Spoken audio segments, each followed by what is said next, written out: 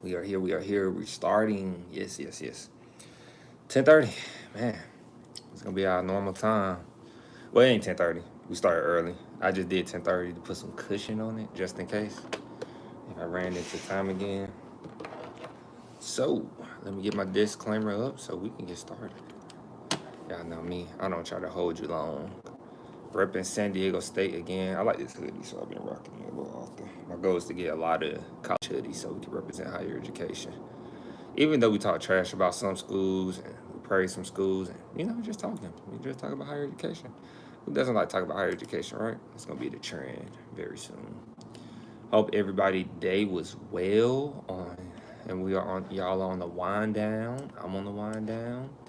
I got a little energy. You ever heard of this drink before? It's called like Bloom. My girl got it, and I'm not gonna lie, I like it a little bit. Yes, I am live. I like it a little bit. I like this a little bit. I don't know why. At first, I didn't like it when I first tasted it. I like it a little bit.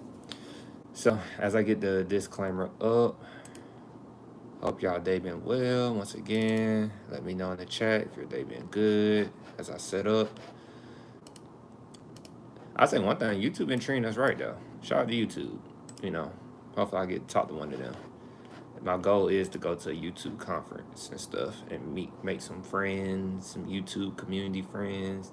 Because like I said, I've been on lockdown. Ever since I started college, I've been on lockdown. It's been really hard to go to like conferences because I've been prioritizing school, keeping my GPA up. And so, yeah, I could do schoolwork in a hotel, but what's the point of going to a conference if I got to do schoolwork in a hotel? I did that plenty of times already, so I really don't want to do that. I want to not worry about schoolwork when I'm traveling. So hopefully I can see me clear because I'm looking at the control room. Disclaimer: the videos presented here are for informational purposes only, and therefore, if you are to choose to attend the institution, please do your own research and consult with a specialist at the institution you are interested in. I am not a financial aid specialist, academic advisor, or representing any institution. Speaking on behalf of Creator, Henry is only speaking from his experience. Woo. And I'm sore. I went to the gym again today. Me and my brother, and we did a workout in 38 minutes. 38 minutes. 38. We did triceps, lower chest, shoulders, and that nearly tortured me, literally, like not even figuratively. So, the first topic I'm gonna talk about real quick is, y'all gonna laugh, LinkedIn top colleges of 2025. So I received the email. Everybody received the email. It was like one of them automated emails. But it was like, hey, I'm gonna read the email. Where is it? Because I was like, higher education? I was on LinkedIn asking me. I was like, that's why I like LinkedIn. Because they really be pushing the higher ed stuff. That's why I was like, this is the platform right here. So that's why I can't wait. Because then I'll be going live on LinkedIn and YouTube at the same time. So I can't wait for that. But it says right here, hi, Henry. It was like LinkedIn. LinkedIn just released an inaugural. Did I say that right? Inaugural? I'm gonna say, let me see. Y'all know we gotta do the words. It's not me if I don't look up the words and see if I pronounced it right. It's not me. If I just skip a word, then I'm not doing my job.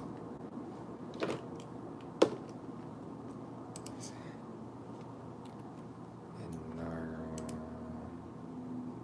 I feel like I'm close to the camera. Hold on. Inaugural. Ooh. Is the N silent? Inaugural. Inaugural. Okay, the N sounds silent. Inaugural. Inaugural. Inaugural. Inaugural. Oh, one of them words. That's one of them ones I can't get right now. Inaugural. Inaugural. Yeah, it's probably one of them ones.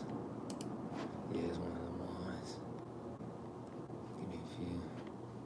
So, as I keep reading, LinkedIn just released its inaugural list of top colleges, ranking the 50 United States colleges that best set their graduates up for long-term career success. I was like, And it said, as a higher education professional, we love we'll love for you to weigh in. I said, okay, wait.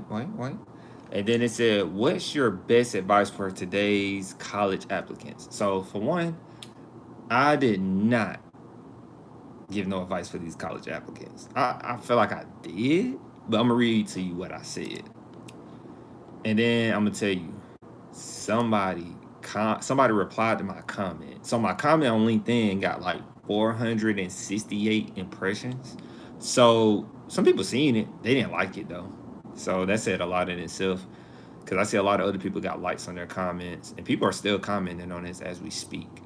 So it's really interesting to see that like higher education is a topic people want to talk about, but I don't know. I guess people be scared to talk about it for some reason. I'm trying to find my comment.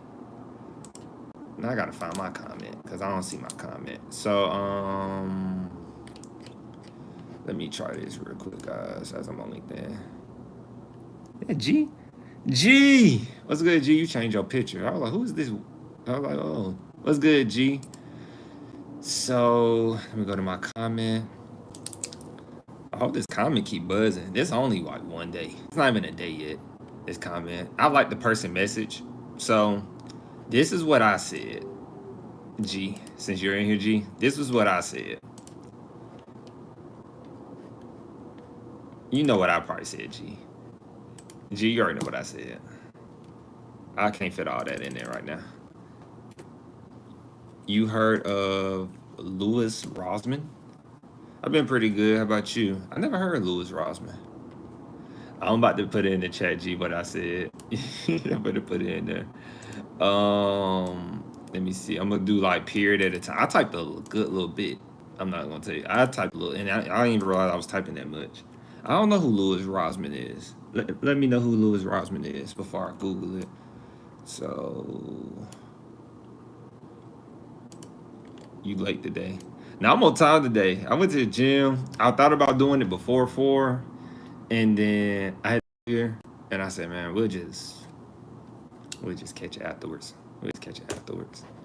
So that's part of it. Hold on.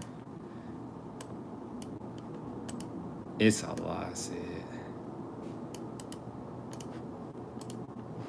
And then, because this is a LinkedIn, it was a LinkedIn post. He is a right to repair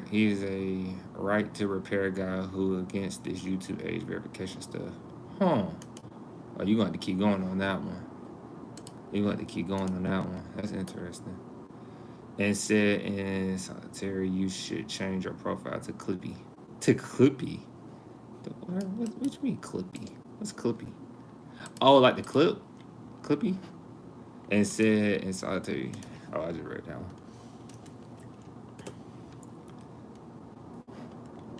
This is what I said. Somebody, it's more to it. I'm stopping at every period.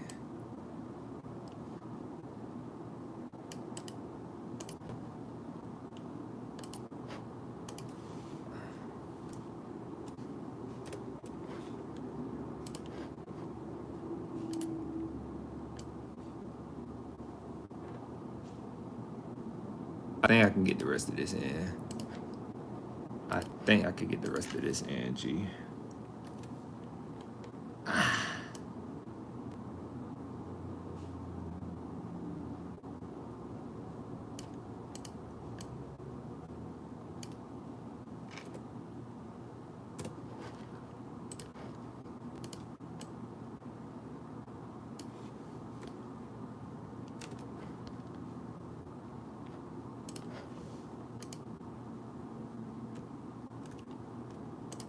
All right. So that's what I said, G. That's what I said in the comment section of the post. And then let me see what you said. Yeah, let me read and see what you said. So G said YouTube is about to start using AI to verify age, or you have to use a credit card or your ID. Oh, starting tomorrow, actually. Oh, yeah. Clippy is a old logo for the internet stuff a long time ago. Let me read this real quick. I feel like I missed something. He is right to repent and said in solitary you should change your profile to Clippy. Said in solitary? That's how you say it, right? Solitary. You should change your profile. If I said that right, solitary. Not solitary, but solitary. Is it solitary? We're gonna come back to that. YouTube is about to start using AI to verify age, or you gonna have to use a credit card or your ID. Wow. I guess that's a way to what's that word? The word to mitigate their bots. And so, okay. Starting tomorrow, actually. I did not hear about that. I probably should get an email from YouTube then. And then Clippy is, oh, I remember Clippy, yeah. That was the one you said Clippy. I was like, Clippy? I remember Clippy a little bit. It's already 11 minutes in. Oh my goodness. The Clippy is the old logo, yeah. And then G said, let me read this real quick. So while you read that, yeah.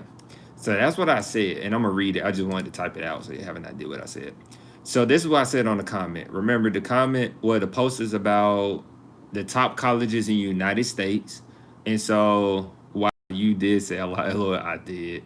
And I'm about to read it too. And then actually where's the schools?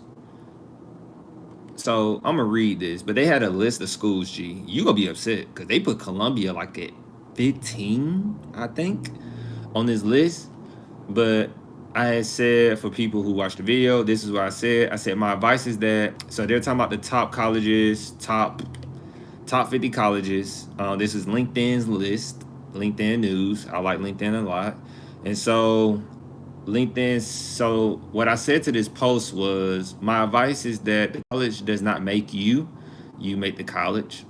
I have surpassed some peers who attended these institutions on the list. That's what I meant to say on the list, but I had, who attended these institutions on the list. I wonder when two-year colleges will start making it into the high rankings. A little trolling right there. I'm a little trolling because I know two-year colleges probably will never make it into that type of list. Just trolling people a little bit. I wonder when two-year colleges will start making it into the high rankings of a list of this caliber. And then I said I was able to invest in the stock market early and work my way to a debt-free degree. These institutions on this list are putting students into student loan debt as we speak. But I guess their so-called connections are worth the price. And then I said, overall, I strongly believe the younger generation will pivot from focusing on the name of an institution to prioritizing its affordability, allowing them to jumpstart their lives sooner rather than later. Somebody commented and said they're verified too. Somebody who retired staff software engineer at Lockheed Martin. He said, this is what he said, G. This is what he said. This is what he said to me. I didn't know what this meant, G. So I was like, okay. But I'm gonna let you, this is what he said to me, G. He replied to my comment. So this is the list. Let me see if I can get it to you, G. Let me see if I can put it in the chat so you can see the list. Let me get the link.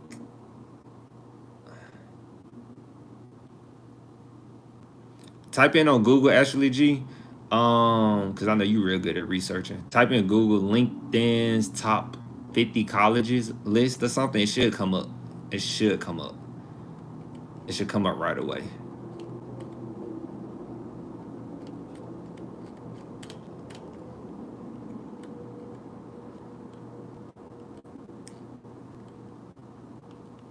And let me know if you find it. So then we'll talk about that. Because I had to talk about this. But that's what that person said to me. G said, let me read this real quick while you did say a lot. You should look up this internet stuff. It's getting crazy. What internet stuff, G? Let me know about, you know, Princeton is usually #1 for a while. And what you mean the internet stuff is getting crazy, G? Let me know what you mean by the internet stuff is getting crazy. Then G said, I can understand with what's going on with Columbia now. Okay. So I'm gonna run through the list real quick because that's the whole point of me reacting to it. All this internet censorship stuff. Wow.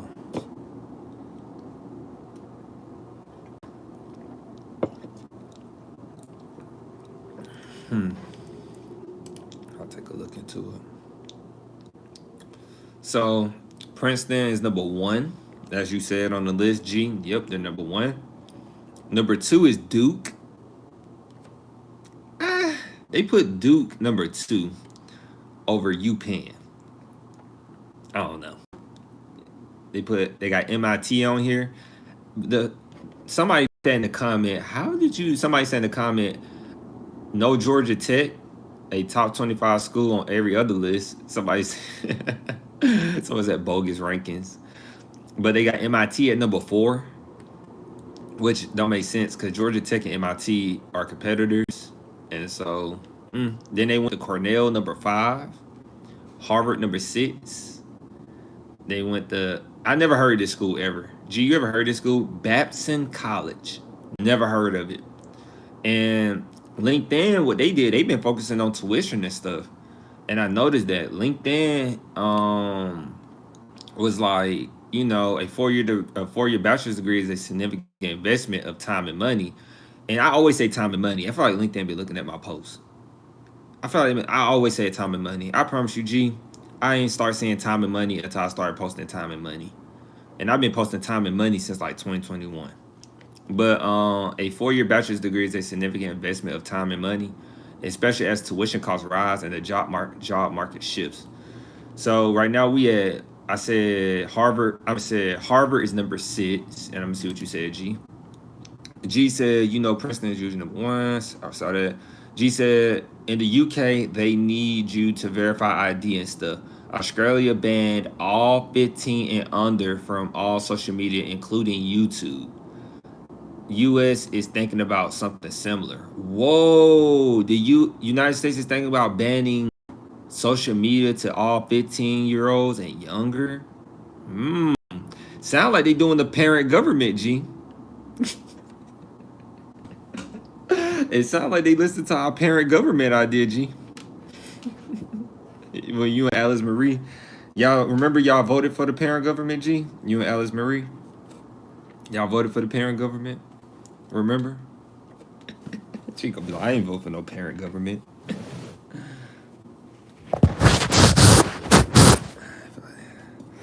And so G said, how did you feel about that comment he made for you? And then G said, Duke as number 2 is crazy. That's what I said. Duke is number 2? I was like, is this basketball? Duke number 2? Crazy work. And then G said, I have heard of Babson, but I think LinkedIn is just trying to be different a little bit. I don't think they will go straight to ban, but definitely thinking about ID verification stuff. I think ID verification stuff is very good. I feel like it, but it's kind of risky because what if it get hacked? You know, a little worried about that. Then G said, that's exactly what it is, parent government stuff. Your camera quality is down today, look like. I seen that. I wanted to see why it was doing that. It's so weird. I had a friend go to Duke. Let's try this, G. I'm going to try connecting to the Wi-Fi. Let me try connect to the Wi-Fi. I don't know why, but we got good connection. I just don't know why it's doing this today. It was just one of them days. Idea is horrible, but we'll see. Let me see. I'm gonna refresh the screen in the control room because I was wondering if the camera quality was bad on your end. I was gonna ask that too.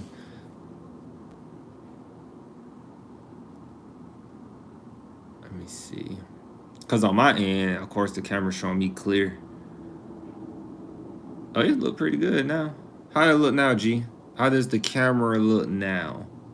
It's better. Yeah, I guess the connection was pretty bad because when I met, it was raining and stuff. So, bam. That's good. That's good. So, what you thought about the comment, G? What you think he was trying to say on that comment toward me, G? Well, if you could do that, what you think about that comment, G? He said, I see your pores now. That's good. She is hilarious. She said, I see your pores. But the comment, I didn't know what he was trying to say on the comment, though. Before we go back to the list, I know we stopped at Harvard, but I don't know what he was trying to say. What do you think he was trying to say? I didn't know. I just liked it. I mean, I like this comment because I was like, "Are you trying to?" I don't know what he was trying to say. It was missing some stuff, and I didn't know what the. Yeah, I didn't know what he was implying. He said, "Well, if you could do that, no degree was needed unless you wanted to kick back and enjoy the college experience." I don't know if the way it was coming off as if, I guess because I said stock market, he assumed that I had money to invest in the stock market, which means I really didn't have to go to school. But I'm like, what? And then G said he's saying if you can do all that, there's no need to get a degree. I felt like that's how it was coming off, and I was like,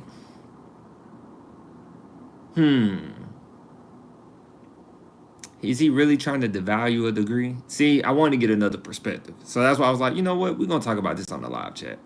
I think he is saying that this is true for you, but not for most. And they always say that. And I wanted him to say that so bad, G. I wanted him to say that. He didn't say it, though. I was hoping somebody else would say it. I hope somebody adds in. Because this post literally was today. So hopefully, when somebody see it tomorrow or whatever, a lot of people get on their phones at 12 at night, 12 a.m. So hopefully somebody else comments and say, everybody can't do that. And I'm be like, why they can't? And then it goes into, the debate, like, hey, come to the live stream, come state your opinions. Because, like, these schools on this list are very expensive. Like, yeah, you're not 65 grand. Like, Notre Dame is number 8 on the list. I skipped. Yeah. Notre Dame is number 8 on the list.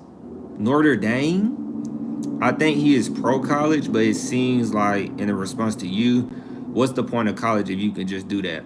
The point is, all college students don't do it, though. That's the thing. We need to shift. That's what we trying to do. We trying to pray. We trying to, what's that word? We trying to produce new college students who are aware of this. And college students was doing this around the time with the meme stock, when they got into that GameStop stock. When they got into that, like, a couple of students made money off of that. I had watched a movie on it, and then G said I had a friend go Notre Dame. I don't think it's bad, but that high probably not. That high is probably not. Yeah, it's like right here, LinkedIn said where they stand out, they have a top 5 school for job placement. That's what LinkedIn says. And then G said, I think he is saying if everybody could do that, what's the point of college other than relaxing?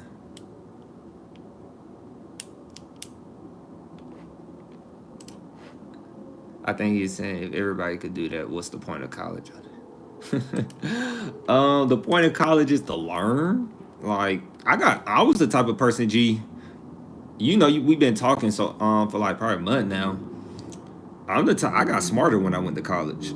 I'm one of the people that actually benefited from college, got more intelligent. Like, I know some people feel like they don't get more intelligent when they go to college. I don't know how that's possible, but I actually got better when I went to college. And so, yeah, it's interesting. I was like, let me share this. I was like, this is going to be a good reaction to talk about. Job, social media, I suppose I could see why they prioritize job placement.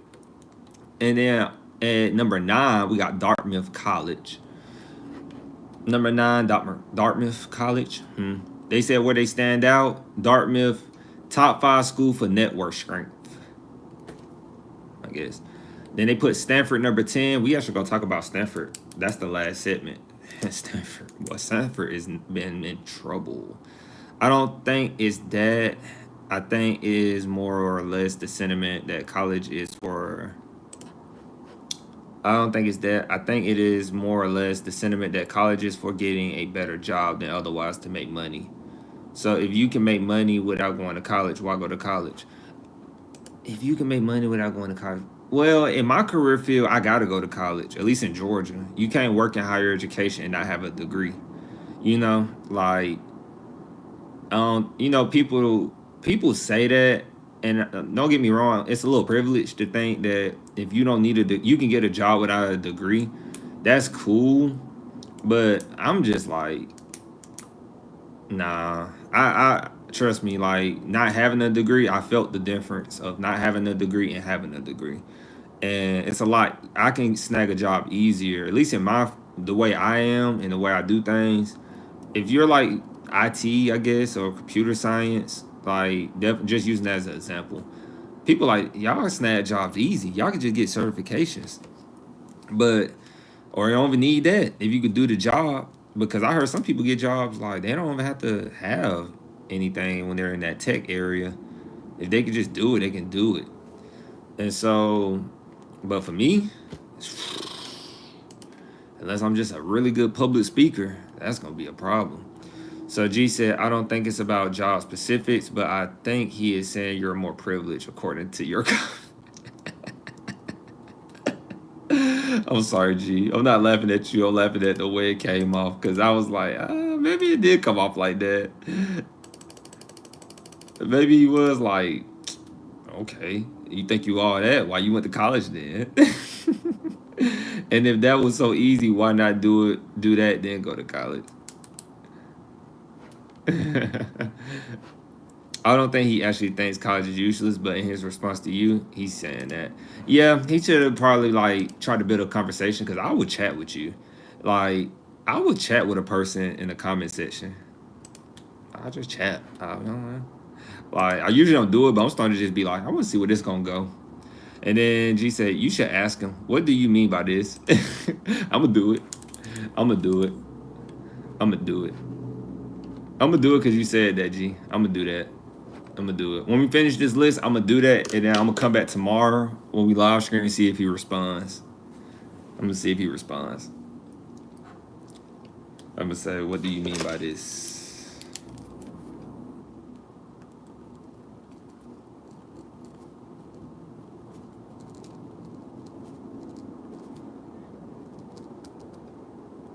I'm gonna do that. I'll let you know. They put Northwestern University on here. I thought that was interesting because we just did a review on Northwestern University. But you should definitely look into this internet censorship stuff. Look into it could affect your career. Look into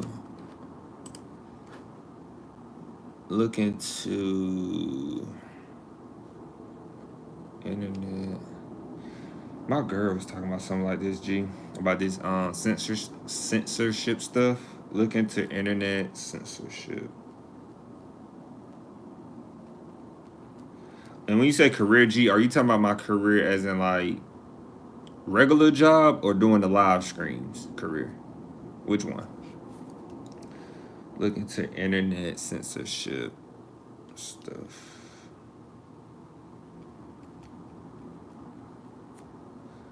Make that important.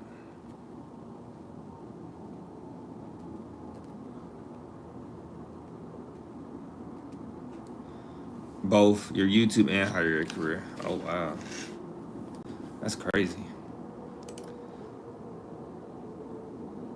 So all right, you got me want to look at it now, G. Like I want to keep going, but now I kind of want to look at it. But we was gonna stop at we stopped at, I'll just say Northwestern University again. She tapped in for real. Yeah. She told me about it some months ago, actually. She was like trigger words. She was calling it trigger words. She was calling it trigger words at the time. Look up. All right, I'm finna look them up. Because you real serious about this, G. Usually you let stuff go, but you keep bringing it up, so I'm going to look into it. I know you got my best interest right now, so. Louis Rosman?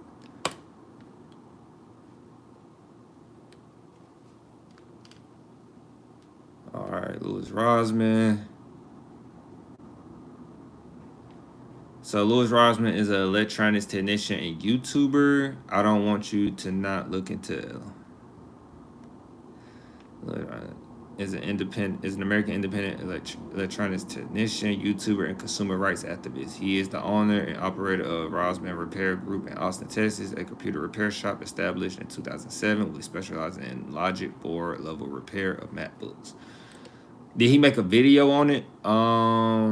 G, is it a video I need to watch, or is it something like a post or something going on? I'm pretty sure it's a video because he's a YouTuber.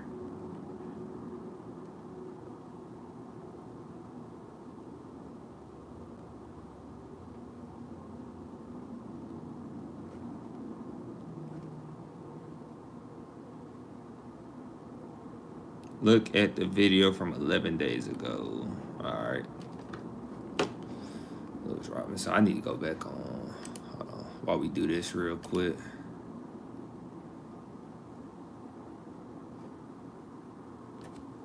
Let's see.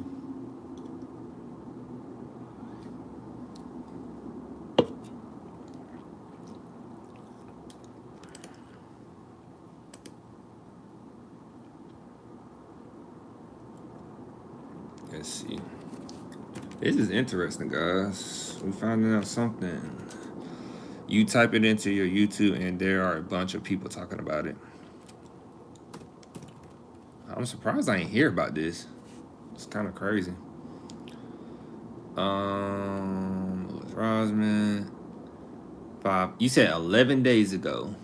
Right now, I'm gonna click on his YouTube channel. He got a lot of subscribers. There may be some shorter.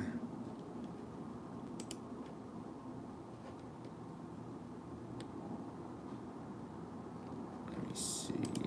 Videos. G said. Hold on right quick. You ain't tapped in for real. Leave me alone, G. G said you ain't tapped in for real. 11 days ago. Right there.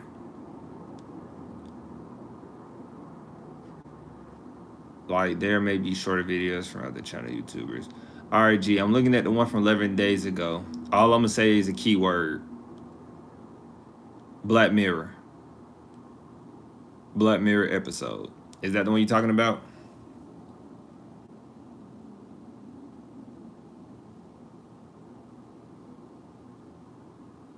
All right, that's the one. All right.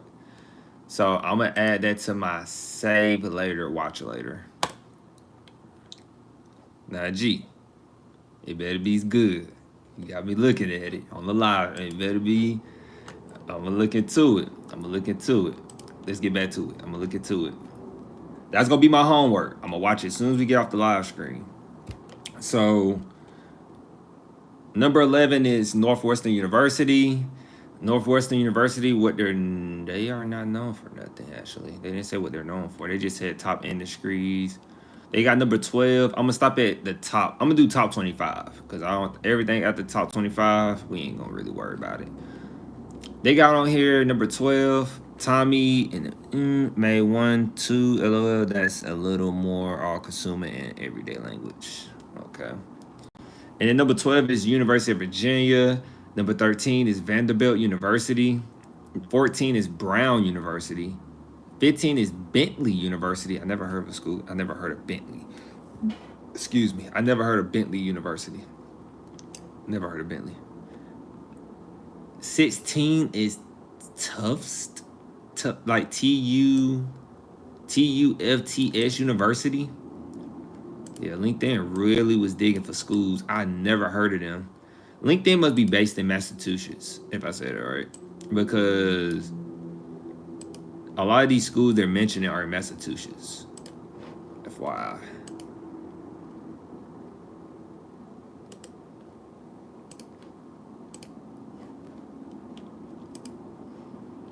I have visitors. Okay, so you heard of it. Is it Ivy League?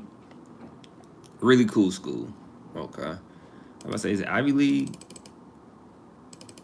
Let me see. Got lost in Boston one time. No, Ivy. Adjacent. Okay. Tufts University is a private research university. Oh, I like a castle. Interesting. Their colors are blue, tups blue, and brown. Oh, I heard of this school, Lehigh University. I know a basketball player. I don't know him, but basketball player went to that school. Okay. Lehigh University is number 17. Very expensive. Number 18 is Columbia University. Number 19 is Yale University. Number 20 is Carnegie Mellon University. Number 11 is Bucknell University. I never heard of Bucknell University. All these schools are up north. 22 is Boston College. We talked about Boston College. Number 23 is Villanova University. Number 24 is University of Illinois. Columbia, Yale, and Stanford are only so far down because of everything going on. Like literally getting hit. Number 25 is Wake Forest University. Everything else below that, they actually put University of Chicago number 26. Then they put USC number 27. They actually put some known schools below. They put UC Berkeley at number 30. Wow. Everything else seems about right. They ain't put none of my schools up here, G. They ain't put none of my schools up here.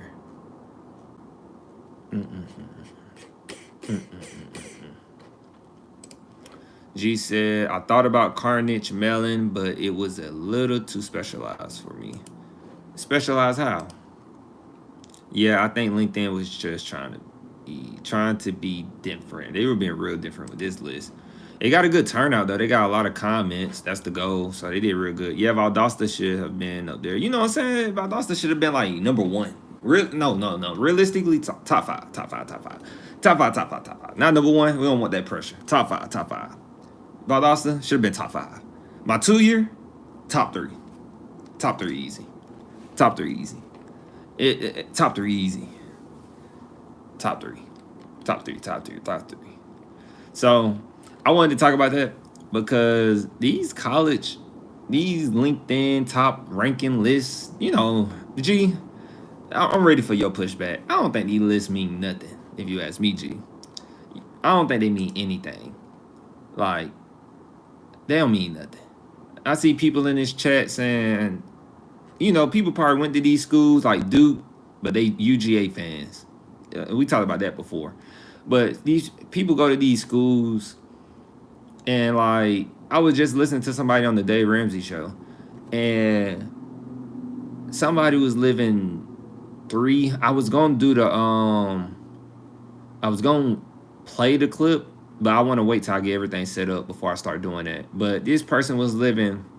I wonder what school. See, when Dave Ramsey have people calling in, I'd be wondering what school these people go to, because it was she had of course, her and her husband, they had a family. It was this family, and they were making $300,000 a year, but they were paycheck to paycheck.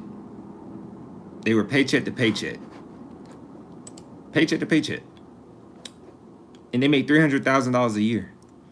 And then G said, I watched a YouTuber a while ago who turned me all the way off from Dave Ramsey. Yeah, a lot of people don't like Dave. I think sometimes people make it a little too personal when they watch people. Like before, like certain people, like when I watch YouTubers, I just watch you for your like content. I don't watch you for your personal things, your personal beliefs. I know that's like a thing about YouTube channels now. People want they want to know their YouTubers. They want to know like what they do, what they eat, and all this. I'm like it ain't that deep.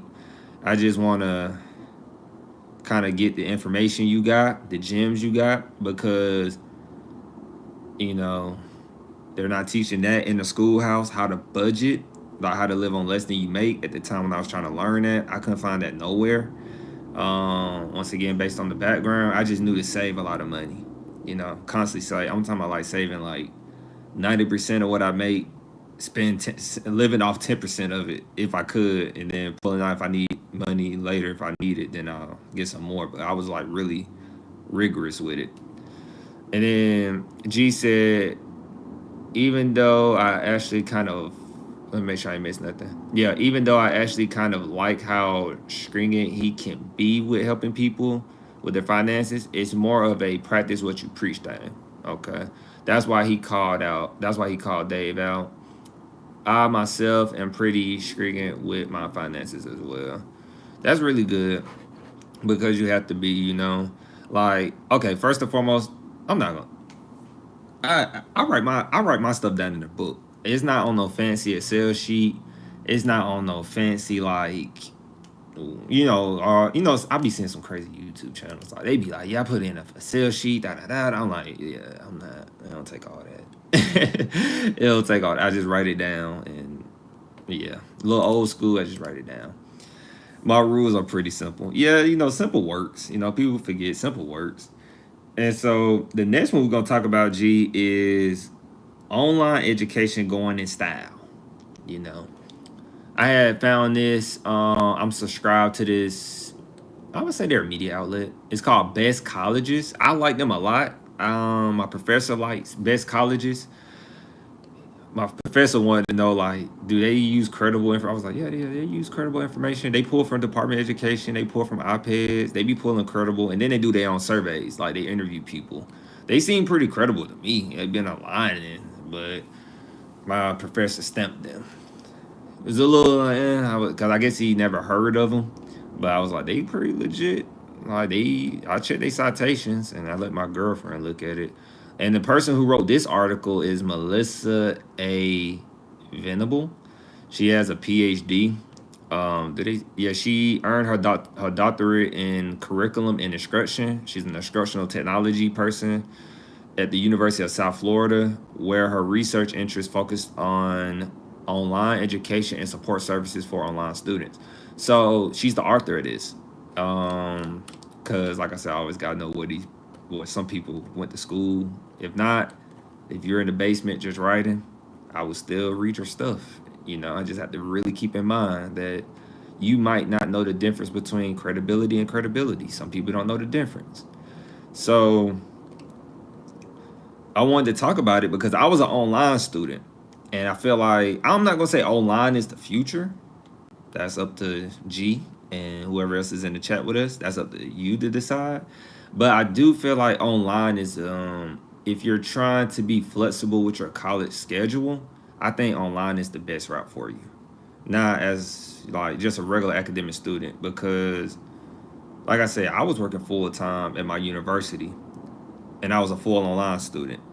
Most people, it was an unorthodox move for me because everybody was like older or working full-time jobs, like 10-year experience, 15-year experience. Like it was probably one other person, two other people who were like online students, but they were, how can I put it? They were athletes.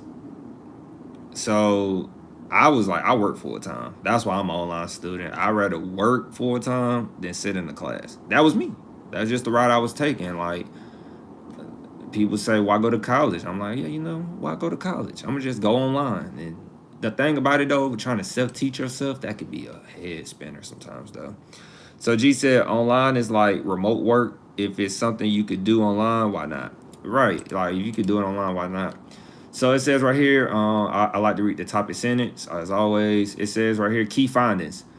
This is the 11th annual Best Colleges Online Education Trends Report. It is part of an initiative to track long-term trends in online learning. So right here they said this is our 9th year of original data collection through 2 online surveys. Once again, I can't wait to show y'all. Don't worry, coming soon. 2 online surveys. This year's respondents include 1,000 online college students and 74 college and university administrators. So they put it into like 6 categories, they said: student demographics, the online learning experience, marketing and recruiting, online student satisfaction, artificial intelligence, and planning for the future. So I thought that was really interesting. We finna dig into it. I seen we got some more comments from you. So with all of these online resources free and paid, self-teaching is already the thing. Never mind the future. Wow, so it's already here. I like that. So right here, I'm gonna start with the first one. The online learning experience. They said 34% of responding students choose to enroll specifically online to allow more flexibility with their time and schedules. That that was I was in that category because, like I said, I go to the gym, and then as a college student, that's why they have a lot of the problem is staying focused. For a lot of people, the problem is staying focused. So what I was gonna get at is like college students. Some college students are unhealthy. Some are not. Some are healthy, but it could be a problem. It's just like you said, G. It's like real life. Like you're trying to. I feel like you might as well try to balance it now. Try to get a good groove of it, because you're trying to like the most problems people have with balance in life is like you can't really be balanced in life, but it's kind of hard to get it balanced because you feel like you can't. But the problem that people have is trying to really find that. I'm going more toward the fitness side of it. Like people having trouble to balance the fitness and working. Prime example. Same thing in school, balancing the class and fitness. I like going to the gym, so it was a lot easier for me to just go to work and then after work go to the gym. I'm not really a wake up at 5 in the morning workout person. Then go to work. Tried it, couldn't get into it. So I just like afternoon better. And so it was just easier being an online student because all my assignments were due at 11:59 on Sunday. Kind of like now. All my assignments are due at 11:59 on Sunday. And so G said, I think staying on campus was an experience I would go back and change, but I don't think I would have wanted to pay for it if I had to. Well, budgeting your time after having everything planned for you is hard to ask people, especially with a little direction. Yeah, yeah. I meant wouldn't go back and change. I was like, yeah, G, and you said no. I meant I wouldn't go back and change. That's good. I'm glad people. I'm glad you enjoyed your college experience on campus. And it was an experience that like you wouldn't trade. I got the college experience. Staying on campus through the military. I had to share a dorm. Boot camp had to share a dorm with like 30 people in one area, so that was fun. And then tech school, we were I had one roommate, but I had to share a bathroom with 3 other people. That was fun. So I was like, yeah, but the difference, I got paid to do it, so I had to put up with them. But I did not like. That was one of the things I appreciate I didn't have to go through in college, because that was going. Oof. I don't even think I would have. I've been making a lot of adjustments. So the next one is 40. I'm gonna do one. No, I'm gonna do one per section because I don't want to take too long. I'm gonna do one per section. So marketing and recruiting. Marketing and recruiting. A majority, 57% of prospective students identify tuition costs and program fees as their biggest challenge when choosing an online program. So people think, so I'm gonna just say it, online programs are more expensive. Like schools have did it where like, all right, you're trying to go online because you probably don't want to pay for the on-campus amenities. So what we're gonna do, we're gonna raise the tuition to be like the same price as if you were going to school on campus. I didn't like that. That's what Valdosta State did to me because I calculated it. It was about the same price if the tuition would have been the same. Like they factor in pretty much all the fees into my tuition because, well, my school wasn't that expensive, but the fees were pretty much tied into that online tuition price. They think they was slick, but it was cool. I was like, okay, bro. Like, you just don't want nobody to get ahead. It's cool. It's cool. It's cool. It's cool. It's cool. And then G said, I had a roommate in second high school and freshman year. You had a roommate in second high school? In your high school? That's crazy. So your high school must have like dorms. The rest was singles. That's nice. That's singles. You gotta put up with roommates. Roommates could be, they could be, yeah. And so, as we keep going, that's marketing and recruiting. But I always try to make it relatable to the student. My second high school was residential. Interesting. You never mentioned that. We learn something every day. So the next one is online student satisfaction. Online student satisfaction. I always try to relate it to parents, guardians, and students because they need this information right away. So online student satisfaction. I might go down the line. They put some percentages on these. 90% of online program graduates say their degree has or will have a positive return on investment. That's good. Because some people probably feel like if I do it online, I'm not learning. True. It's true to feel that way. 98% of all students surveyed, current, prospective, and graduates say they would recommend online education to others. And so that's not really that's helpful. That's helpful. But 76% of all students surveyed say that online education is better than or equal to on-campus learning. I don't know. I had to disagree with that one. Because I know it's only 76%, so that means the other percentage obviously say on-campus learning is... One thing I like about on-campus learning is that I can sit in the front of the class and engage in person with my peers and build better connections. I will say that. See, online, having peers, doing class online, everybody's more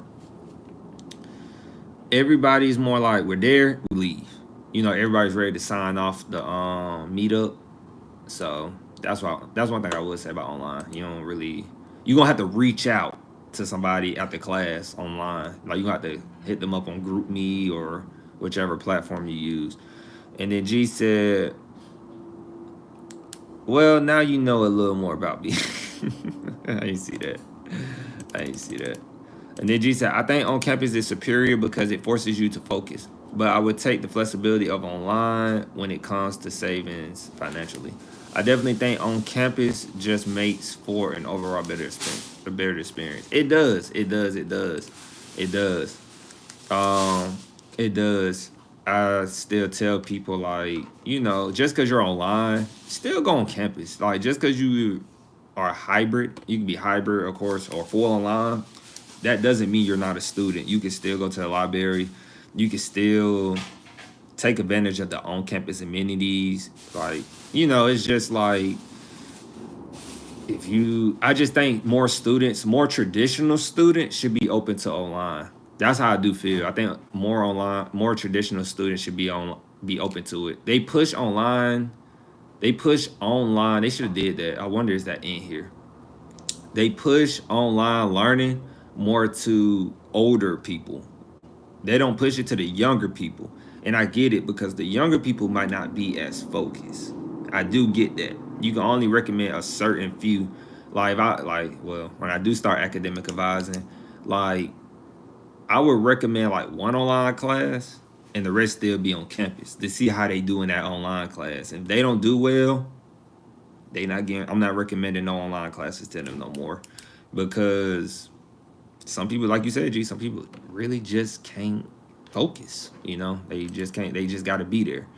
And so G said, and on-campus resources are even better. They are, because you can be in the professor's face when you need to be. Exactly. As well as study groups and stuff like that. I never benefited from study groups. I never benefited. I'll be, at least the ones I've been in, I never benefited from study groups like that. And then G said, and I like at East at Columbia, a lot of lectures were recorded and the stuff you needed was on the online platform, etc. So you kind of got the flexibility. You just were not with the right students. I must have been. When y'all had study groups, I bet y'all had food and stuff too, huh, G? I bet y'all had the food laid out, laughing and then studying and then laughing again. Tell me how you study groups went, G. I want to know the food aspect first. I want to know what food y'all had first, then tell me the seriousness, and then tell me all that as I keep going. Yeah, I want to know that. I want to know how y'all study groups were. So then they talk about artificial intelligence. I'm really interested why they mention artificial intelligence for online. So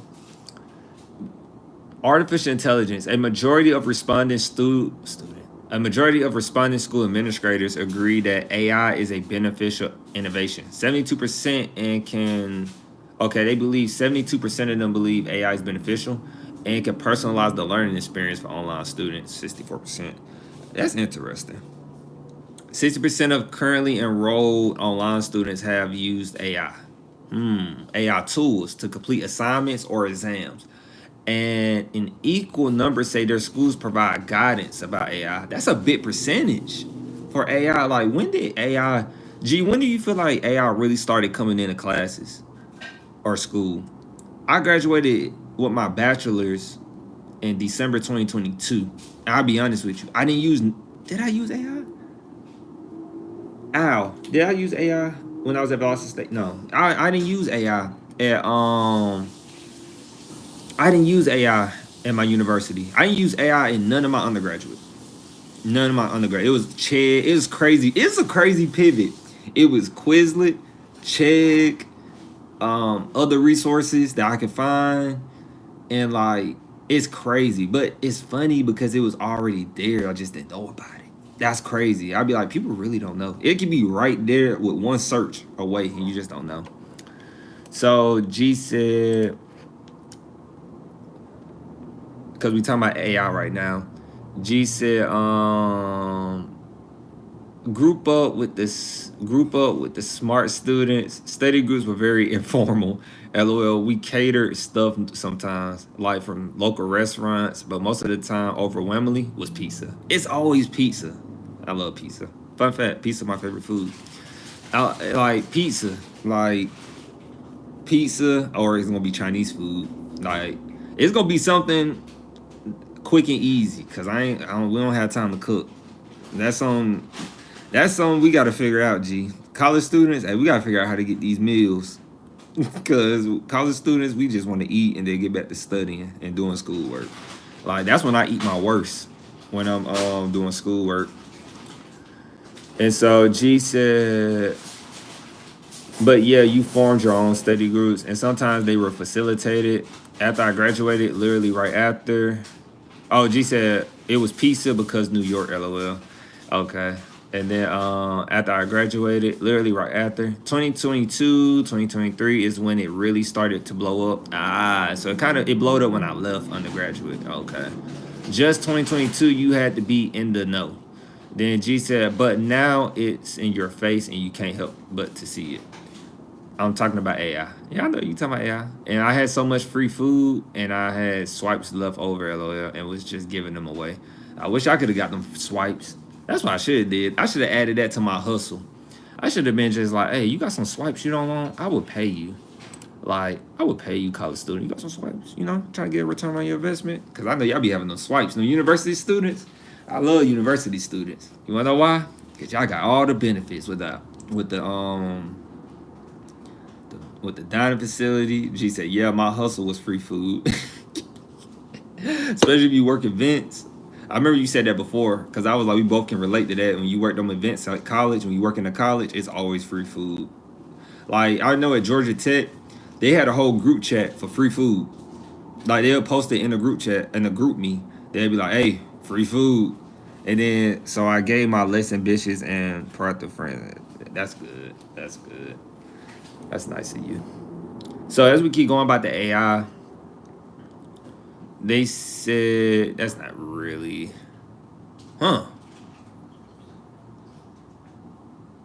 Okay, this is interesting. This is almost 50%. Let me know what you think about this, G. G said GroupMe was invented by a Columbia student. Fun fact.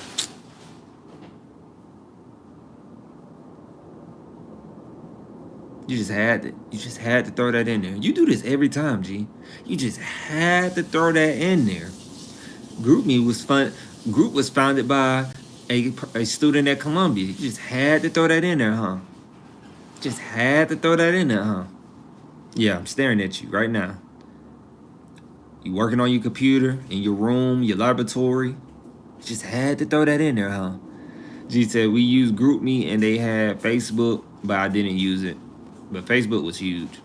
Yeah, Facebook. Everybody use Facebook. I see you don't look. I see.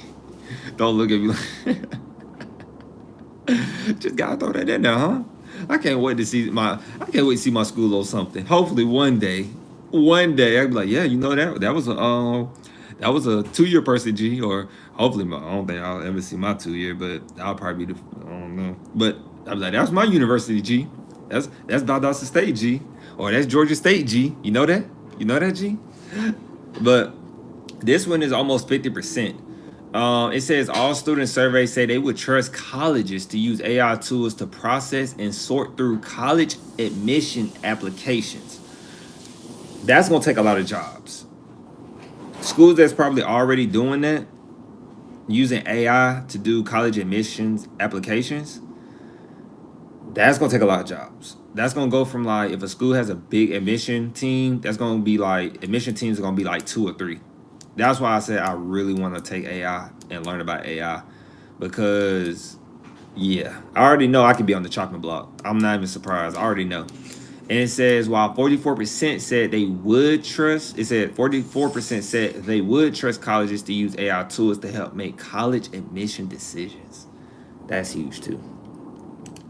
So G said,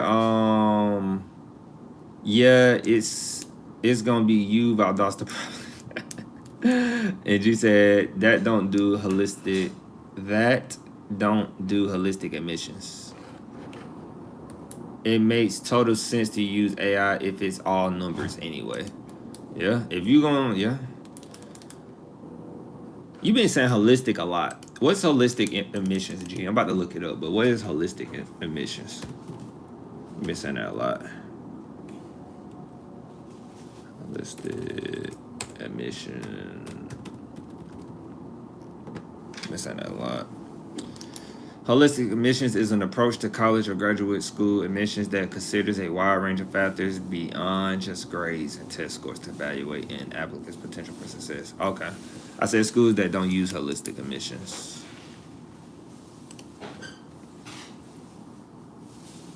Yeah. Yeah, if a school that don't do holistic admissions, cause I just learned what holistic admissions was. Then, yeah, like you said, if it's all numbers, then yeah. So, but I don't think it should be AI. Personally, I don't think AI. I feel like you should use AI, but not solely. No, solely AI to pick students is not a good idea. In all honesty, you don't really need AI to do that. Yeah, you don't. Like, you don't. If it's all numbers, then use AI. Yeah, we read that. Yeah, you don't need AI to admit students. It defeats the purpose. Why not if it's just numbers? If it's numbers, yeah. But if you're, like you said, if you're doing holistic and you're trying to explore a wide range, then AI can help though with the number part. Like use a spreadsheet is what I am saying instead of AI. Yeah, spreadsheets. Ooh, are you an Excel spreadsheet wizard, G? I am not an Excel spreadsheet wizard. I'm like amateur with Excel. Yeah, holistic is definitely better. Are you a Excel spreadsheet wizard? I'm not an Excel spreadsheet wizard. Like people who go crazy on Excel, you need to pay them extra money. Cause Excel is not like cause I'm convinced people don't use 10% of what Excel can really do. And no school who uses holistic would ever use AI. Planning for the future. This is my favorite. You know I love being future. I love thinking about the future. And so it says most school administrators, 68% share that their institutions are either decreasing or not changing their budget for online program development in the coming year. Huh. Most school administrators, 68%, almost 70% said that their institutions are either decreasing or not changing their budget for online program development in the coming year. I don't know if that's a bad thing or not.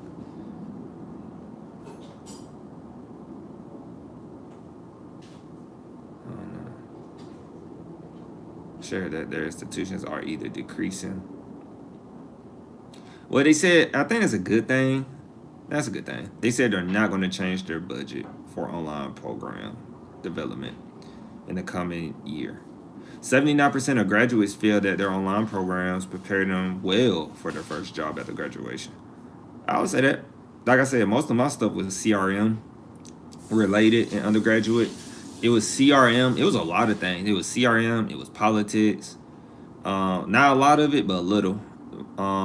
Learning pretty much U.S. American way of things. I would say that was what I was getting from my undergraduate when I transferred. When I took some POLS classes, and then what's the other one? It was some CRM stuff, POLS. I chose to take some electives in accounting, and then a lot of liberal arts stuff too. A lot of liberal arts. School version of return to work, LOL. Gee, what you said?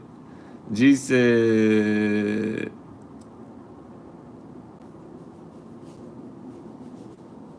yeah, definitely. I don't use it as much now, but way back when Excel spreading was the thing.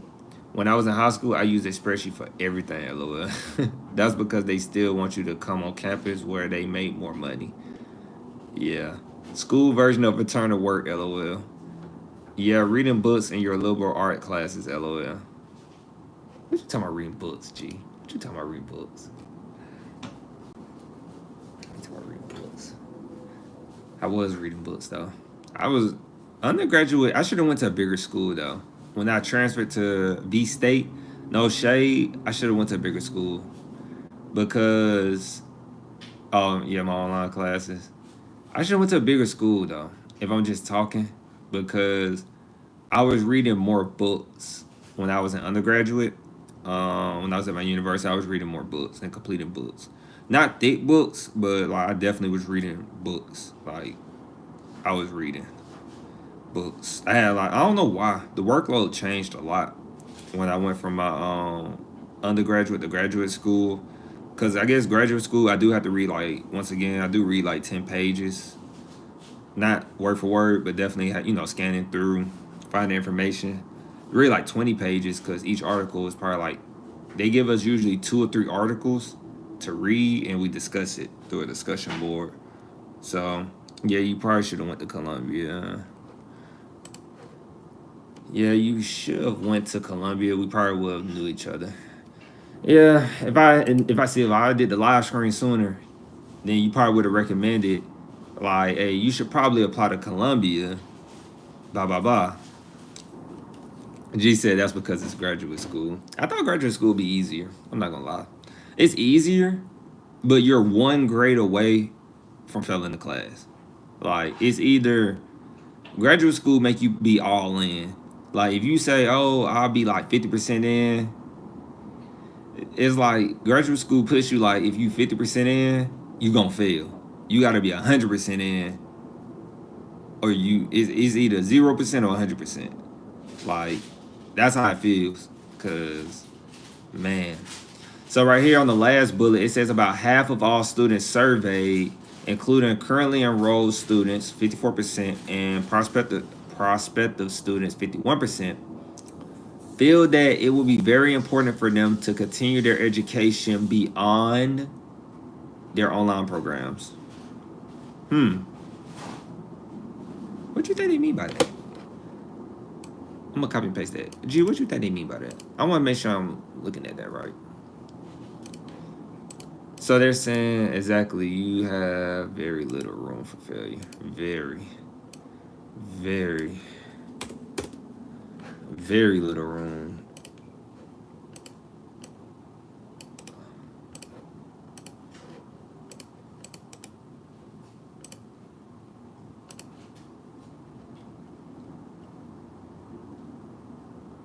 G said, if you paying Columbia prices, you gonna do what you got to do, man.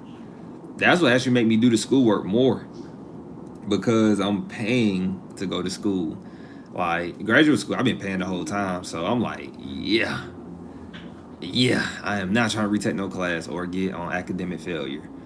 I think they should give you more accolades. Like, I hope they got some ideas when I go back to school for my last semester. I hope they, I hope they add some stuff, man. Like, I'm gonna try to go to some things, network a lot more, for this last semester, because the last semester. So try to do something. I feel like my job gonna be chill.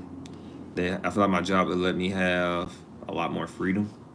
So I feel like I'll be able to do a lot more and thrive. So G said I did all right, but I was definitely say I didn't take school as serious as some folks because I wasn't paying. Yeah, that's good, but you working for yourself though. You already had the work ethic, so I feel like we had that approach, G. That let me know what you think, G, about that too. That what I just put in there. Let me know what you think. I don't really think that question was asked properly. Yeah, okay. Yeah, because I was like, huh? So we ain't gonna worry about that then. But what I was gonna say, I ain't gonna lie, I thought college, once I got the swing of college, I thought, well, really, I'm gonna give you an insight real quick before we go to the last segment about Stanford, which is gonna be a great topic, G. I feel like life is funny, if that makes sense. I feel like life is funny. I don't take life serious. Not on no suicidal things or nothing like that. Nothing crazy. Life is funny because I suppose it means they want to go to school past just their online programs. Yeah, that's what it was coming off as, but I wanted to get your perspective on it. Yeah, I feel like they were saying like since they did online programs, it makes them want to go to school, advance their education, but probably not be online no more, or still be online. But I feel like life is funny. Like I just feel like life is funny because people say life is hard. Now, don't get me wrong. Life, like life at the high school. Let's be clear. Life at the high school. This is nothing related to high school. This is strictly 18 and so on. Finish your moment. Didn't mean no. You good. You good. I was really because I don't want to come off as arrogant. I try not to come off as arrogant or conceited when I say this. But life is funny because it's so simple to thrive. It's like I like doing basketball examples or quotes. I remember when Kobe Bryant was coming into the league, and he said, "Why everybody why is Michael Jordan dominating the league pretty much?" And then he said he went to a practice or something. I don't know where he was. He went to a practice, and he was like, "Where everybody at?" And then he was like, "Everybody at the club or they out or whatever." And he was like, "Oh, no wonder why Michael Jordan is killing y'all because y'all not practicing." And life is like the same way.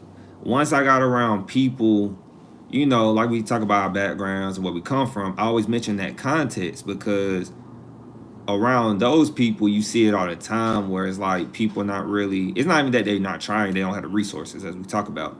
But when you get around the other people who have the resources and stuff, and they're just like, I'm just going to college because I have to get a bachelor's, or I just have to do this. They going through the motion. It's so easy to just be like, you learn, like, that's why I say I learned, like, oh, you don't need that much money to thrive in life. You need money, but you don't need like a huge salary to build wealth or to invest. You just need to live below your means. That could be a challenge. So you might need a certain income for your standards. But when you really just lock in and work on a craft, like learn or pick up a book, learn one skill, not many, one skill. Most people don't even have a skill. Most people rely solely on their salary, or they'll rely on the salary, but then they'll take on a lot more debt. Like people think debt is their friend, and I'm not talking financial literacy. I'm just saying like debt is what kills most people most of the time. It's not even that they don't make the money, it's like the debt. And so, but most people don't know that. And then you got the distractions of the social media. That's my favorite. That's why I want to start with that first, then get to the social media. Because the social media is distracting people. As we talked about before, people scroll so much that people have normalized making excuses for social media. I always tell people, I tell my peers, I say, delete your social media. Delete Instagram. Delete so-and-so. They say, I can't. Why? Delete it. Unless you're making money from it, delete it. They're like, no, I can't. Why? I don't know. I can't. Why you can't? And so the work ethic today is different than it was back then. I feel like, G, come in. I want you to come in on this. I feel like the work ethic is different from back then because we have so many more distractions that we think we're working hard, but we're not really working hard. And then you get next to people, like the thing I can't get over is like Mark Zuckerberg still doesn't let his kids scroll on social media. He said it. He don't even get them. So I don't even think they use his platform. I can't get over that. So his kids probably reading, going outside. Don't get me wrong, they probably on YouTube. What kid is not on YouTube? Or what family is not on YouTube? Let's be honest. But I can't get over that. I always pay attention. He said that when he said that in his interview on that boat with his wife, man, blew my mind. Like it blew my mind. So G said, I think it's about understanding that there are levels of privilege and mindset. Knowledge and access to certain things of knowledge is part of that metric. I have heard people say something similar about Ronaldo. Are you talking about Ronaldo, the soccer player? Let me know. How the world was and is a whole lot different even just 5 years ago. Yeah, 5 years ago? Like, just think about that. 5 years ago, we was almost in high school. Or fresh out of high school, which is a crazy thought, right? And because we're going through the next industrial revolution. I'll be paying attention, G. I'm tapped in a little bit now. We're going through the next industrial revolution. Yeah, Ronaldo, the soccer player, they say he has no time for socializing. He just straight practice. Just great practice. And 5 years ago, LL been out of high school. Hey, it was a big shift. We was writing on paper. Now they don't write on paper, apparently, something like that. So I just like talking about that though, because I seen a lot of people. That's for you too. Yeah. I see a lot of people, bro. Oh, I meant that one. I see a lot of people, like, before we go to the last segment, that, yeah, they had a head start, but I used to be upset at it, but I'm not upset at it because, as G said exactly, everything computerized, not a bad thing, but a thing, LOL. And, like, people had a head start is cool. I don't trip on it no more. I used to. I don't no more. But it's just like they just don't get it. Certain people who start off a certain way, like you said, level mindsets, it's just different. It doesn't mean they're capped out. They just really have to learn in a different way how to break through being in that comfortable stage. Because that's how I really just feel. That'd be on my mind. Cause I feel like, cause my girl tell me too, G. She tell me like I be too hard on myself. She said I work too hard. I don't feel like I work hard enough personally. I don't feel like I work hard enough. She said I do. I feel like I don't. Personally though. Cause I always feel like it's that I feel like it comes from sports. It's just ways to get better. It's just so many ways to get better. And it really, you just do it for your family at the end of the day. Like, because I got goals for my family. They don't know probably, but I got goals for my family. And so, but I want to do it. And then I have some other ideas I can't say. But I'll say it once I get to that point, of course. So stay with me, G. Stay with me. And then G said, your mindset is, believe it or not, a privilege to have. Yeah. I'm gonna appreciate that. I'm gonna keep that. Your mindset is, believe it or not, a privilege to have. Most people don't think like you. Studies show that actually most people physically can't think past 10 years of planning for the future. Wow. Really? People can't think past 10 years? I was thinking about 10 years today. I was thinking about what it's going to look like the next decade. I'm not even going to lie. I'm hard on myself too, but I just don't take things too serious. That's a great trait to have, and I'm gonna take that from you a little bit more. Tell me so I can write them down and still them LOL. I think it's everything. I got just to give a hint, it's community work, community work in my city. You know, people I noticed that people before we get into the last segment, because I enjoy this more. This is all part of education, I feel like, and a form of it, not always traditional looking at, articles. So don't mind that we talking, G. Trust me, we good. Yeah, look it up. Most people are living one day at a time. I will definitely take a look at that.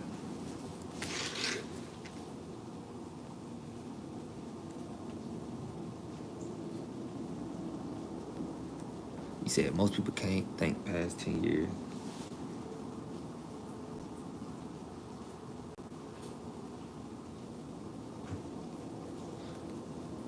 I'm sure you have for most of your life, I'm sure. It's usually that survival mindset. I'm sure that you have for most of your life. If it's anything like what you have talked about anyway. hmm Because, what I was going to say? Yeah, community work. Community work. Yeah, I got ideas about community work. Because a lot of people, when they do, when people make it, I kid you not, when people make it, they they help out places they're not from. Um, I never understood it, you know, being me. Try to find ways to understand it. I just don't get it because you're not from there, or you're donating money to something that's, I get it, to something that's been established already. But like real community work, I feel like if you help the community that you're from, start local, then go state, then go national with it. It lets your people know you didn't forget where you come from, because it built who you are, or has built to be the person you are today, which makes you different. I feel like. Then once you have done that, you go to the next stage of it, and then you just keep going. So definitely community work. That's definitely on my list. That's been on my list since like I was like 19 to 18. When I dropped them old videos, probably gonna drop the old videos while I'm in class this semester. I want to wait a little bit, but I feel like I'm gonna start dropping them. I don't know. I'm still debating on when to, because the old video, I have so many ideas I wrote, man. It's crazy. And G said, I actually saw a show today that talks about this idea that when you are hungry, you're only thinking about food. But when you have more than enough, then you can think past those things. And that obviously extends past food. People tend to not sow into their communities because they didn't sow into them. Right. As a matter of fact, a lot of times they stood against you when you tried to do things differently. Right. And right. Right. And it was moments like that. I think we all can relate, right? It was moments like that, especially the way we're wired, especially the way you wired. Oh my goodness, G. And you just know, like, yeah, it was some bad apples who said you wouldn't do this, who wouldn't do that. And it's really a lot of them. And sadly, that happens a lot in black communities. Dang, you hit it right on the nail. And in impoverished communities, hit it right on the nail. Hit it right on the nail. Right on the nail, exactly. And so that's just the one way you could do it, not trying to take over the world. Nah, man, it's going to take a lot more. It's going to take, like, we don't never do the base hits. That's one thing I love about baseball. I learned in baseball, like, man, I never got mad when a team hit home runs. I got mad when team kept hitting base hits. Base hits make me upset. And sadly, I think a lot of rich people are selfish anyway. Most of them. Most of them. Because when people get them base hits, G, it drives me crazy, man. Because it's just like real life. When somebody keep getting base hits on you in real life, you can't stop them. It's a consistent thing they can do. A person like baseball, if you can hit a ball and drop it right in front of the outfielder, and like when they come up, you can hit it further.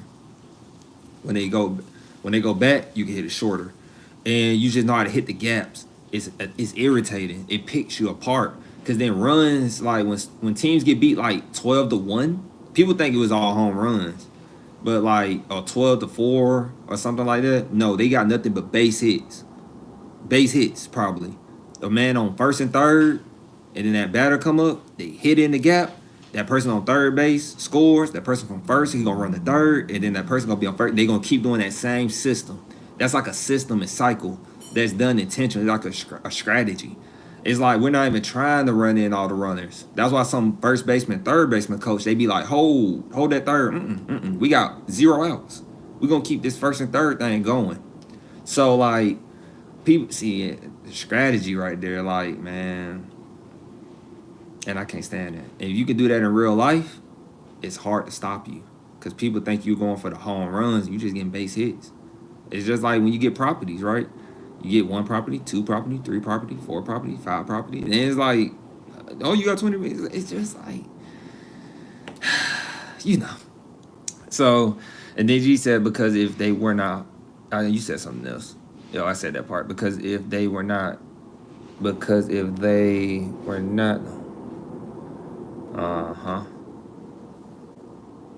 Yeah.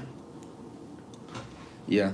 Which leads us into the last one, actually. The last segment. Stanford. So Stanford, G, you know about legacy admissions? I feel like you know about legacy admissions already, in a way. Where's my... I was privileged enough to surround myself with people who, even when I didn't see it, as always saw past. I was privileged enough to surround myself with people. Yeah. I seen a lot of that. I relate so hard to that, G. And I relate so much to that. Because, where that Stanford article at real quick? Oh, there you go. I think Forbes wrote this. Or something. Yeah, Forbes. Yeah, I had peers like that, man. Definitely people in the community who were, they were kids. They were kids like us.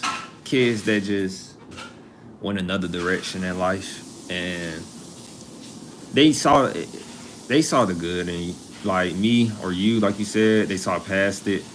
They knew, like, if you wasn't in that life, they, per se. And I remember I was in college. I mean, it was so much that happened at my 2-year. It wasn't at my 2-year, but in my 2-year, that it was the outside things. Like, I think professionals in higher education really need to consider, like, a lot can happen on the outside of college. Like, a lot can happen. That's why I say it is kind of good. If you know you need to be in college on campus, that's good.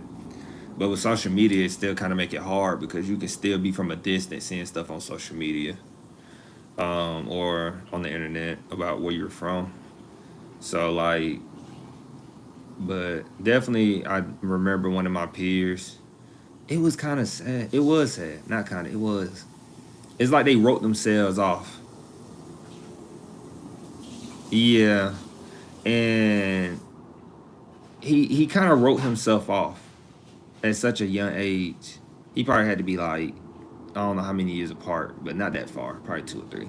He wrote himself off so early, man. Like, he said, even though, see, this is why people don't understand, like, why some people do talk about what, like, the context of where we're from. Sometimes, like the rapper Nas doesn't talk about the things, like, most of the stories he tell, it's not about him doing it. He's telling the story of, most people don't know this. He's telling the story of what people are going through. And that peer of mine told me to tell the story as I kept going and leveling up, as we keep going and getting better, to remind people of where we are from. It's not that we're trying to tell you, like, feel sorry for me. It's more with telling you, like, this is still going on. It's people who didn't really get that chance. Some people are really born into situations they can't control. And so when he told me that though, that was like, I don't know, it was a very sentimental, I said it right, what's that word? It was a very vulnerable moment for him. Very vulnerable. Because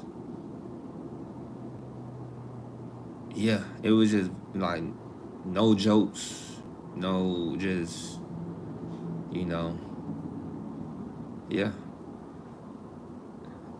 like a movie. I always say things are like a movie. It's like a movie scene a little bit. And G, I'm gonna go back to your comment before we talk about Stanford. It was before we talk about Stanford, I'm gonna go to your comments. G said most schools just don't care about community outside of school. They don't. Exactly, they write themselves off, and boy, did I hate it. I do hate it too. But I think immediately, what's that word? How you say that word, G? You be using these words, G. Admittedly. Your vocabulary is crazy though, G. 100 for real, in a good way. Admittedly. Yeah, I said it right. Immediately. Okay. Which is like, okay, yeah, that's exactly what I thought it was. But I think immediately that's why I was well liked, because I saw everyone and never put myself above anyone, even if they push me to the front. And at the end of the day, even as the best, I was always in service to others. It's sad to see people write themselves off. Yeah, like people really write themselves off. They really do, man. They do. I think if you met me, you would be like, "Why are you spending your time here with me?" LOL. That's why I would. I do say that, G. Like I said, G. I talk about you with my peers. I talk about I tell people about you. Like I say, like, yeah, I got a person in my live chat.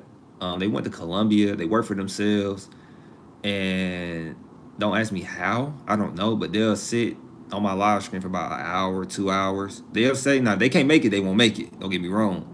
But they sit on my live stream for about 2 hours or 1 hour talking to me or listen to what I'm talking about. And I say, and that's when I'm like, people make time for what they make time for, G. Like, ain't no telling what, not saying the net worth matter, but in this day and age, people put the net worth as if like, I don't have time to do this or that or this, that. I'm like, people make time for what they want. I know people that are high caliber and they make time for what they want to make time for. Cause I asked somebody that recently. I said, "Don't you supposed to be busy? Like, you spend a lot of time here, da da da." But tell me about that, G. Give me your perspective on that. That's part of education. So with a busy schedule, you went to the school you went to. You got a high demanding because you're an entrepreneur. What is it with the time? Not with the time, but like, is it true that people make time for what they want to make time for? That's the question. That's what I want to know before we talk about Stanford. Because everybody swear they're so busy nowadays. People swear they don't have time to talk. And I find it really interesting. But maybe they do. Let me get it from you, G. Let me get it from you real quick. Why are you typing? I know you're probably typing right now. And then we're going to talk about Stanford to continue legacy admissions and withdraw from California grants. They're going to withdraw from California grants. Now, when I was reading this, because now keep in mind, guys, I will start when G say something. G is going to say something that I do want to know the answer to. And so, Stanford sound like they're on the naughty list when I was reading this. Sound like they're on the naughty list. So Stanford University will continue to consider the legacy status of applicants as part of its admission process for fall 2026.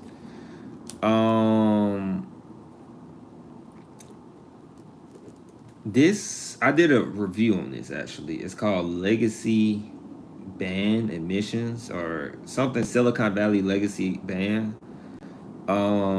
College review. And it's interesting. It's interesting because Stanford, they're supposed to stop. This happened like in 2024. your legacy admission is supposed to be banned in California. It's banned in some other states. They mentioned in here. I think they mentioned it in what's the other? It says mentioned like other 4 states. They didn't say the 4 states. I believe they said probably one other state, but California has banned legacy admissions. And legacy admission is not just about you being like your mom or dad going to college. Legacy admission is like obviously that and donor preference. So like if a high caliber donor recommends you for if a donor recommends you for to go to this school, but they donated so much money, that's considered part of legacy admissions. And the way everything goes is all written up as a law. So anything that's probably considered like legacy admissions is, you know, a ban. It shouldn't be fair. And so they get into the numbers a little bit. Shout out to Forbes. They get into the numbers a little bit about um Stanford, like their percentage, who they admitted, and then how many enrolled from legacy admissions. And I get legacy admissions a little bit because let's be real, you need that money to keep coming in. But it's like on the other side of it, it's not fair. On the other side, I get it a little bit. So G said, so even with no money and no status, the wealthiest person in mind is the person with the more than enough doing what they want with their time. Whoa. Whoa. Reverse. So even with no money and no status, the wealthiest person. So even with no money and no status, the wealthiest person in mind is the person with the more than enough. Is the person with the more than enough doing what they want with their time. What? Even with no money and no status, the wealthiest person in mind.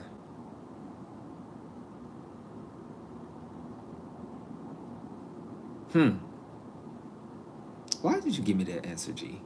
Now you know I'm gonna follow up and say, elaborate a little more. Elaborate a little more. But G said, unpopular opinion. I have said that you did say this before, G. You did. That's why. You did say this. I have said this before. I don't see a problem with it for private colleges. It kind of guarantees a student base. It kind of guarantees a student base and finance base for schools. Exactly. Yeah, like I really think public colleges shouldn't do it. Private, like I say, private, you can do your own thing. You private. You should be able to do your own thing. Like, who am I to tell a private school if it's been working what not to do? Like, if you don't like a legacy admissions in private schools, don't go there. Like, I don't know. I probably wouldn't go to a private school personally because I just know they charge more. You've been teaching me more about the Ivies. I would probably go Ivy, because I know most of them are private, but I'm a public school kind of guy. Never went to private school ever in my life when I think about it. And G said, I'm thinking about people who homestead, for instance, or travel for the sake of traveling, but are not necessarily wealthy. They exist for the sake of existing. That's what I mean about not taking life so serious. I'm thinking about people who homestead, for instance. No time is soak. Oh, God. Soak. Soak, G? What's soak? Soak? S-U-L-K? Soak? Y'all think I'm joking with these words you be telling me. If I can't say my vocabulary ain't getting better, that gotta be soak. Soak. Yeah, soak. Mope, bra, prout, bad mood, silent, bad temper. Okay. No time to soak. Set a goal and keep moving forward. If you want it, you can have it with enough time and ambition. Okay. No time is pretty much bad. Moping. Set a goal. Set a goal and keep moving forward. If you want it, you can have it with enough time and ambition.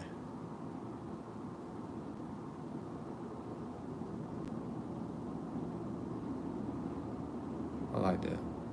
I like that. So, as we talk about the Stanford legacy admissions, so Stanford said they're gonna keep doing their legacy admission for fall 2026.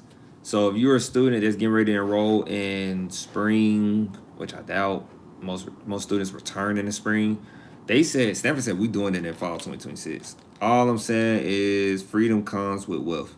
So the wealthiest people.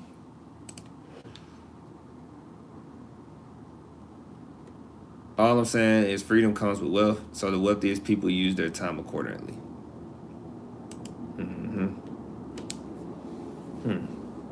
Time comes with wealth. That's true. That hasn't hit me yet though. Still learning. But I like it though. Time. I always keep hearing time.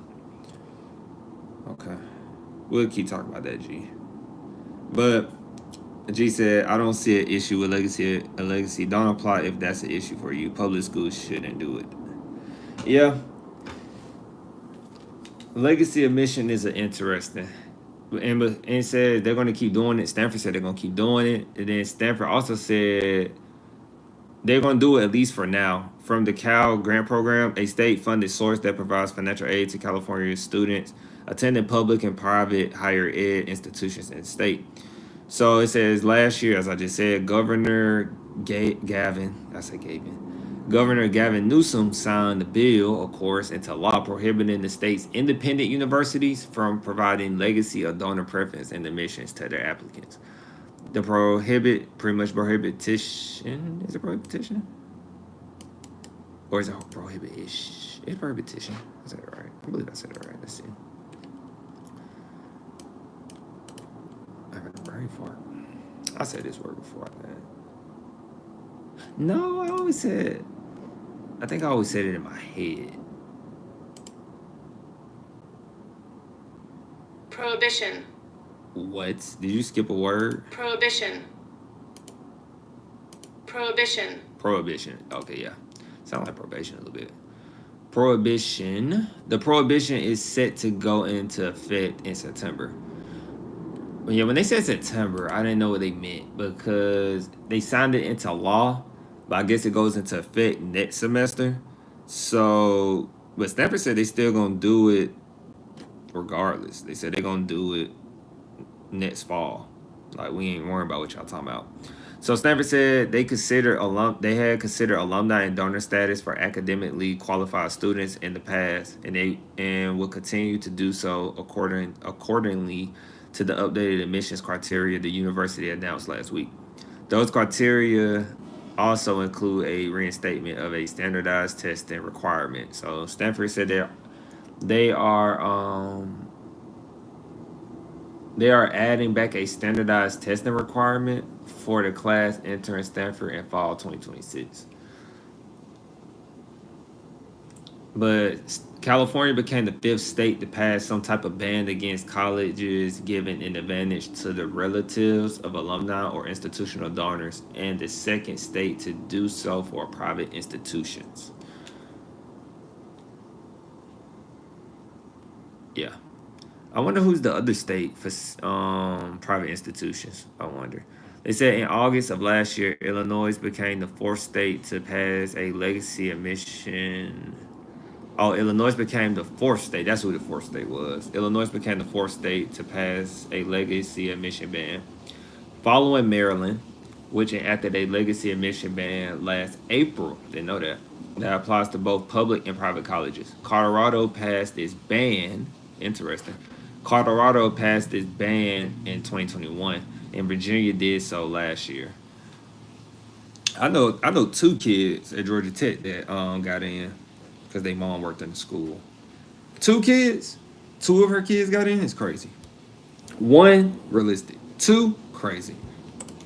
I've seen plenty of kids be like, 1 got in, the other one didn't get in, but 2 of your kids. Hey man, I don't know what to say. I don't know what to say to it. G said, right here.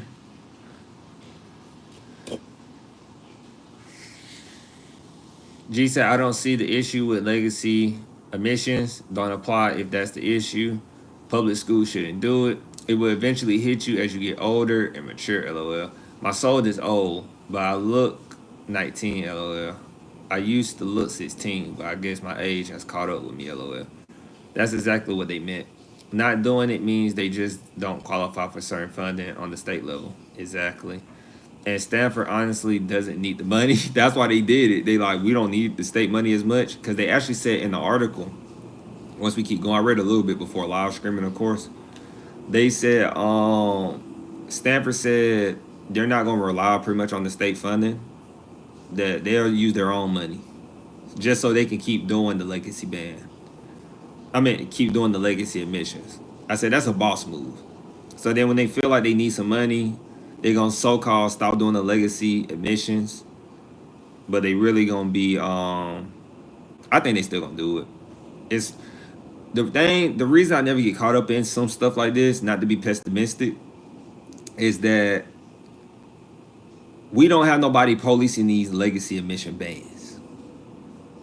When we was in the last administration, before this administration, nobody was policing this. At least to my knowledge. I never seen an article come out saying, oh, this school is in trouble for doing legacy admissions. Personally. So I think they're still gonna do it. I think it's not gonna change nothing unless you police it. I really think the Department of Education should hire a task force or another like like, you know, another entity that's part of the Department of Education that polices universities and community colleges. Just police all schools that are fit. You know, if you're relying on the funding, because apparently the Department of Education don't do that. They supposed to, but they don't. So, and Stanford honestly don't need the money. Well, I'm sure that legacy money outweighs that Cal grant, lol. Exactly, G. I'm pretty sure it does too, especially that Stanford money. Okay. And then, well, you know, with the internet, everything just builds on it. Yeah. And with time, because I'm stuck on this time thing. Like, I feel like I'm pretty good with the time, G. You got me stuck on this time thing a little bit. I feel like I'm pretty good with the time. I feel like I'm pretty good with it, but because I'm like, look, man, I gotta be in the gym for this time. I need to put hours in for this. Then I might have my moments where I feel like I'm not working hard enough, because it's times when I could be working. It's times I could be. We could talk about it later, because I guess you really see it in my face. Like, I'm really like, I'm pretty good with my time, right? I'm pretty good. Got the drink in my hand. I'm pretty good with it, right? I don't know, man. I feel like I don't get enough sleep for one. I'll be up about 2 in the morning, man. That's a problem. College did that to me. I used to go to bed. But G said the Department of Education would never do this in this administration or a Democrat administration either. Exactly. The Democrat administration didn't do it. Nobody was policing universities or colleges. I don't know why. So, as we keep going, it's a very long article, but some of it is redundant. I'm hitting the highlights of it because they said right here, the University of I thought it was Stanford. They said this. I thought that was Stanford. It is Stanford, but I thought this section was Stanford. But they went and said that according to Los Angeles Times, the University of Southern California, USC, had the most legacy admits of any of the state private universities. For sure. Like, we got to think, a lot of celebrity kids go to USC. Like, and USC is private too. The University of Southern California is private. So, like, they getting celebrity parents, you know, like celebrity money, entertainment money or whatever money. And like, that's guaranteed money they know gonna get paid every semester. So USC, I already knew they were gonna keep doing it. But it says right here that, come on. It says the University of Southern California had the most legacy admits of any of the state private universities. They admitted 1,791 students in that category in its 2022 entering class, while Stanford had 287, equaling 13.8% of its new admits that year. It says the Times also reported that Stanford students received about 3.2 million in Cal grant support that year, putting an approximate price tag on what the university's decision to replace that funding might cost it. Yeah, like come on, man. These schools make billions of dollars a year. 3.2 million. Now, don't ask me where they billions of dollars goes. Probably goes to the president pockets. It's probably going to that coach pockets. USC, they paid that head coach, that head football coach at USC, Riley or something. Lincoln Riley, paid. Since they talking about USC, paid. I don't want to know what the athletic director made. He paid. He paid. Big paid. Not little paid. He big paid. I think he one of the most paid. I think he one of the most paid head coaches in college football. But I'm just saying, I don't know where they billions of dollars go, but obviously they got that bread. G said, I think private colleges should be allowed to do their own thing as long as they follow Title 9. That's Title 9. IX is Title 9, right, G? I believe that's Title 9. Exactly. It's literally in LA, LOL. It's in LA. Like,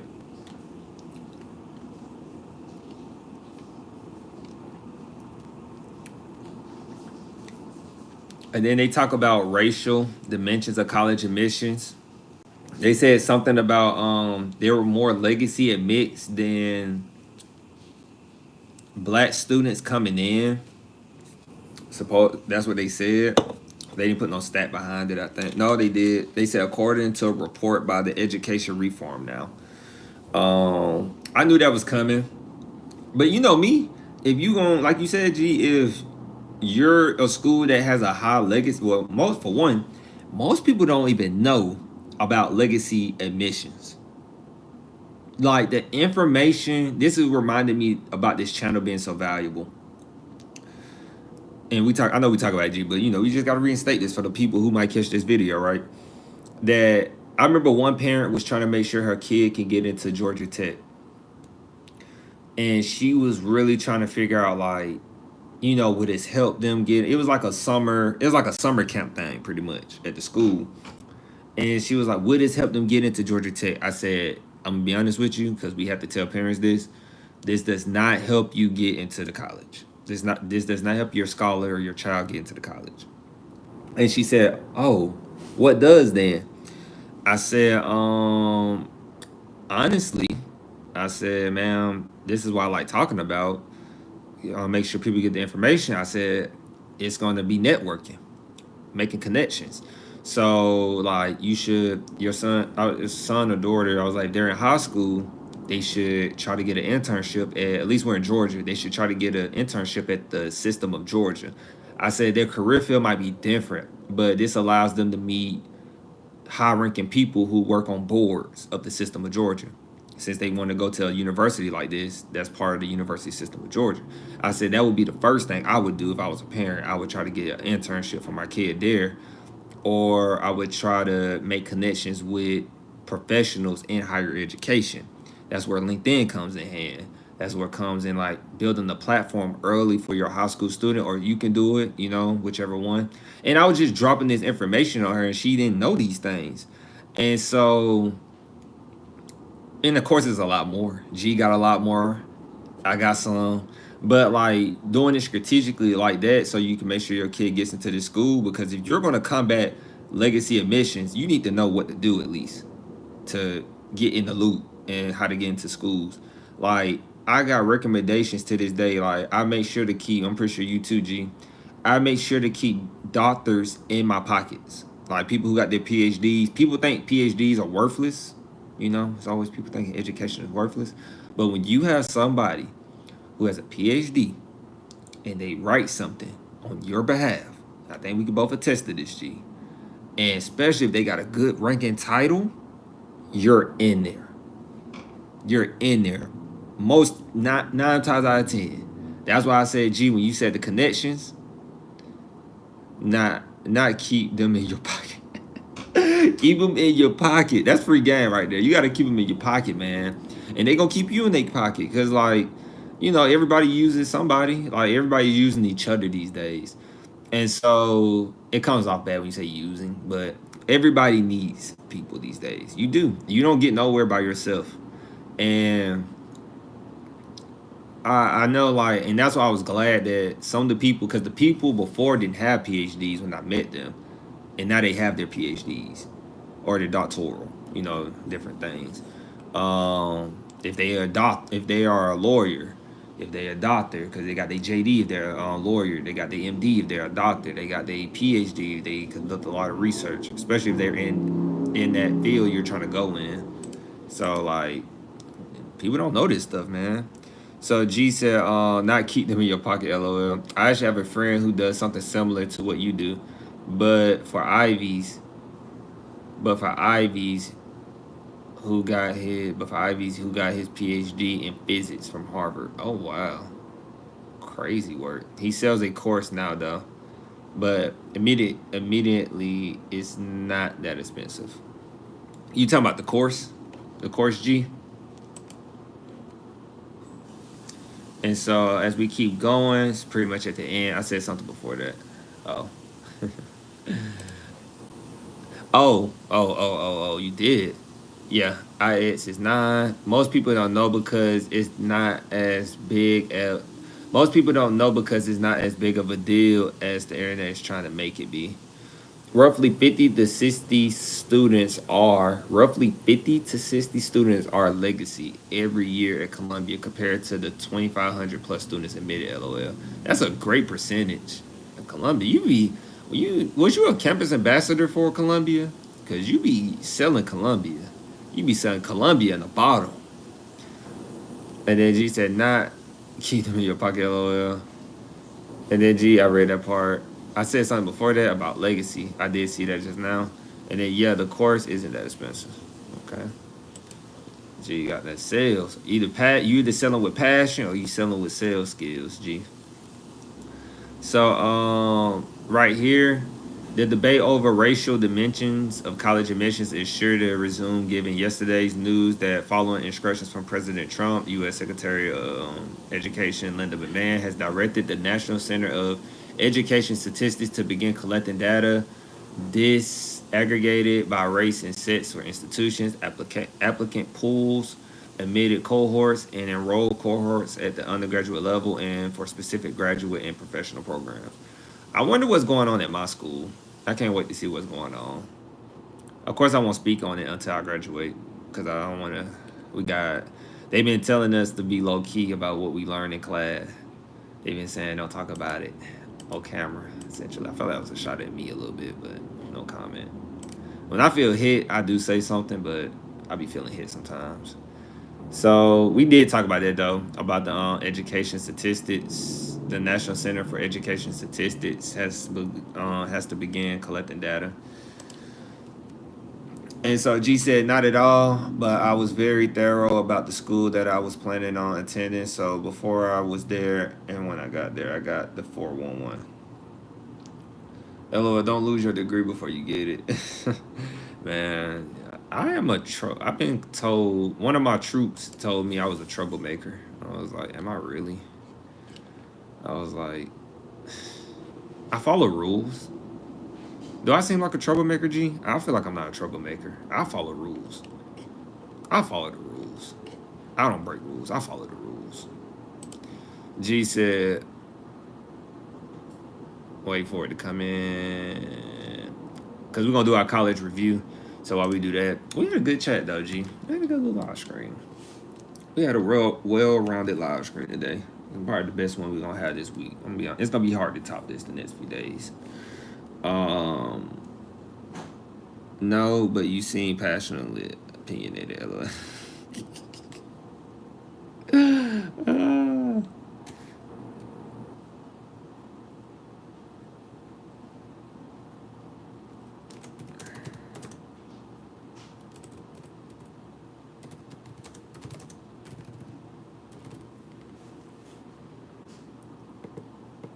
Do spend the college lotto.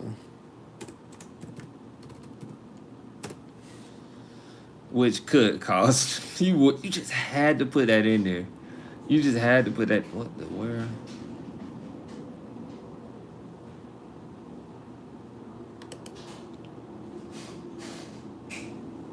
Yeah. Sure.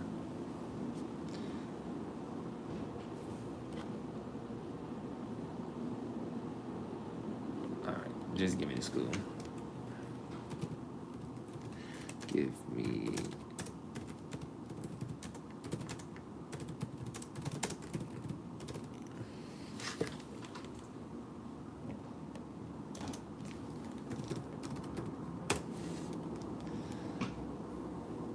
Wow. Okay. We could do that.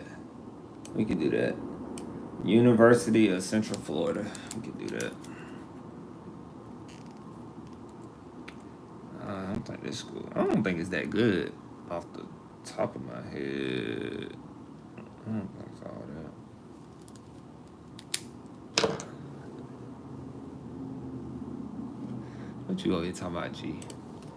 G over here. I seen you some comments coming in. G said, no, but you seem passionately opinionated, LOL, which could cause trouble for certain people or groups of people. But I understand. There were people who hated to see me come at LOL. I didn't bite my tongue for no one and still don't LOL. Just more tactical now as I have matured, LOL. Yeah, because I don't bite my tongue either. I'm more, if you ask me, I'll tell you. But if you don't ask me, I don't say nothing. I will let you keep doing your thing. Like, because, you entitled to your own life. Who am I? I'm not no expert at I'll let people decide that. But you ain't gonna hear me call myself an expert. You just ain't gonna hear that. And I have no right to tell anybody how they should do things. That was my problem at first. I used to think I could tell people, like at first when I was younger, I thought I had the answers to everything. Not everything, but most things. And I probably don't got, compared to the world and life, probably only got 5% of answers. Because everything changes so much in life that I just sit back and listen a lot of times. Like, G gonna give me some information. Somebody else gonna give me some information. Like, and I can run with that. And then I can say it to somebody else and be like, yeah, I heard it from somebody, But man, but I'll tell you. If you want to know, I'll tell you. And just don't get mad at me, because it's one of the things you learn. I will say I did get that in the military. When I've been in leadership before, but it was really hard for me at first to tell people about them, or like give them real feedback, or give like things people need to hear. That used to be hard for me. It got easier now a little bit, but it used to be hard. And so, but it's definitely something I got better at being in the military. I would say that. So G said, tactful, not technical. I thought you said I did say I probably did say technical. I probably did say that. And then you're really humble, but I think it's you being more aware of your limitations as you got older. Yeah. And being curious and open to learning is a really big personality plus for you. Gotta be. Could never do military. They would hate me and probably hate me more, considering that both of my parents were officers. Dang, your parents were officers. Shout out to them. They were deep in the game. They were deep in the game. One thing I say about officers, man, when you become an officer, on the side note about military, when you become an officer, you're deep in the game. Like, some people do it just to do it. I'm not one of those type of people. Like I said, I gotta be in or out. I can't be. Okay, when you in it, you in it. Like, you in it. So I respect that. some people don't understand. You know, like I said, people who not in there, they won't understand like the levels of it. Probably can't stand it personally. Some people really can't stand it, but like a lot of people don't like that you can get a degree and become an officer. People don't like that. They're like, that don't make sense. Back in my day, da da da. And I'm like, it's not back in your day. It's different. The military has grown. Military actually is one of the places, bro, that if we talking about it, the military is one of those places that gives me a free of mind right now, though. It gives me a free of mind. And G said, I think I said neither of them wanted me to, yeah. That's how it should be. That's how it should be. Neither they shouldn't. You shouldn't. Your kid. If you do the military, your legacy, your next kid, or when you have a kid or you have a kid, they shouldn't be doing the military. If you did it, they shouldn't have to do it. That's the goal. Usually, unless they're just passionate about it. That's how it goes. That's like a really big open. Like everything I talk about with military is open. Like that's like one of the conversations we have with military. Like we talk about like unless they be like unless my kid want to do it, they're not gonna do it. Like they don't like no. Like that's the whole goal. Like but some people bred it in it. Like you would probably met a good person though, because you were bred it naturally by discipline and structure, by your parents naturally, because they took on them traits. So you naturally would have had the capabilities of being in the military. Fun fact for you. But most people don't go military, and most in this generation are overwhelmingly not even considering it. I'll be honest with you. The Air Force just hit their quota. I don't know about other branches, but the Air Force is. So that's a topic real quick before we do college review, because we're having this conversation. So G said, especially as college become more and more accessible. Yeah, my parents were actually very, very open. No real actual discipline. So, yeah, I was that's kind of funny, G. You put the LOL in there. That was kind of funny. Like he was like, no real discipline. But and that's good. They did that. It sounded like they gave you some freedom. But it was something you said.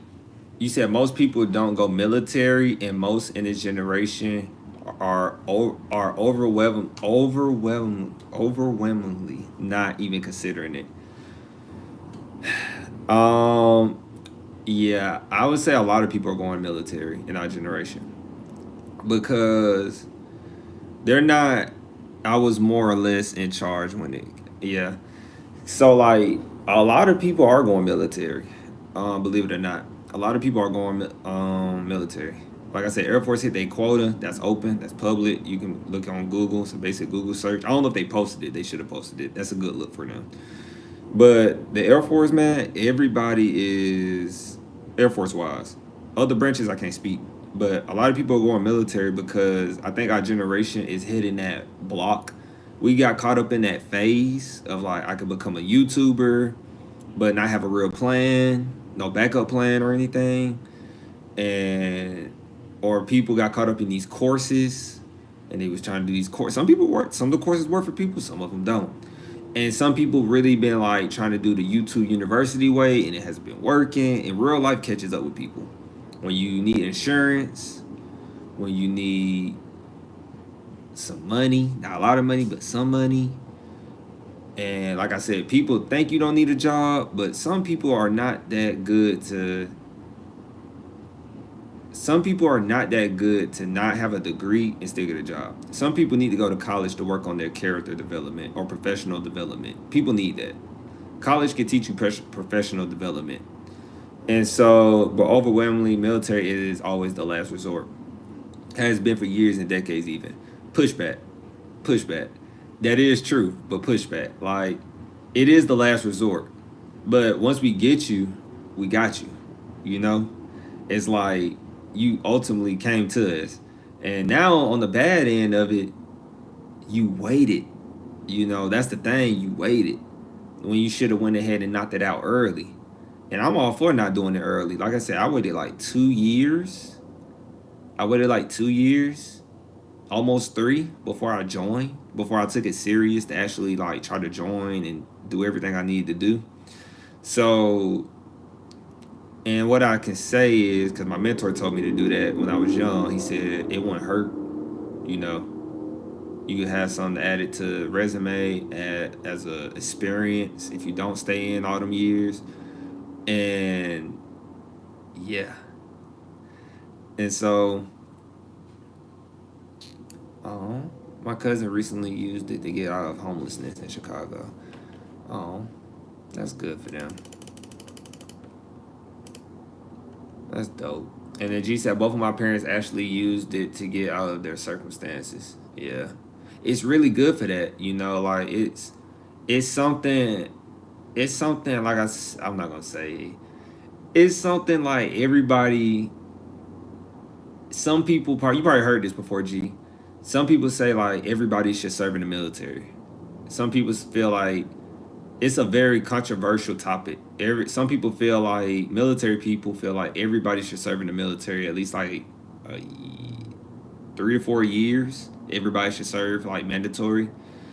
And so the point is a lot of people from circumstances like ourselves should use it for that reason. And yeah. And so I'm waiting for you to respond to what I just said. I know you probably heard me. And so it was but that circumstance isn't as big anymore, especially since college has become more or less the purpose of high school now. Yeah. But the money, like I said, man, like the military gives you good money, man. And I think anybody could attest to that. They give you good money. And we get people from different countries to come to our branch. Like to our military. Like we really know I would dress. No, I would.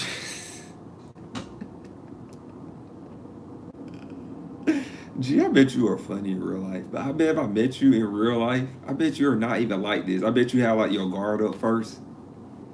And then to get to this side of you is like, geez, like only certain people can get this side of me in person. Like, she said, no, I would drop Dodge in boo countries. But yeah, like people come from different parts of the world to join our military, and probably more pro-American than most military folks. I'm probably more pro-American than most military folks. Yeah, yeah.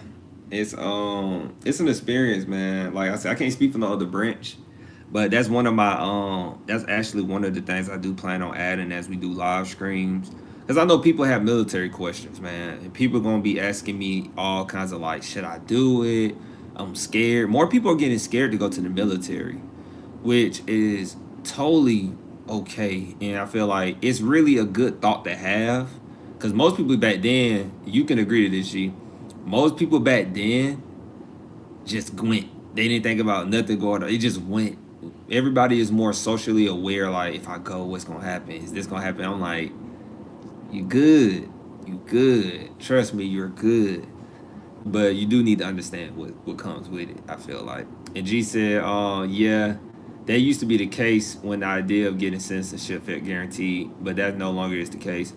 Most people won't because of the image it has now in the internet. What's the image now? What's the image of the military now, G? All that exemplifies a lot of things. What's the image? What's the image, G?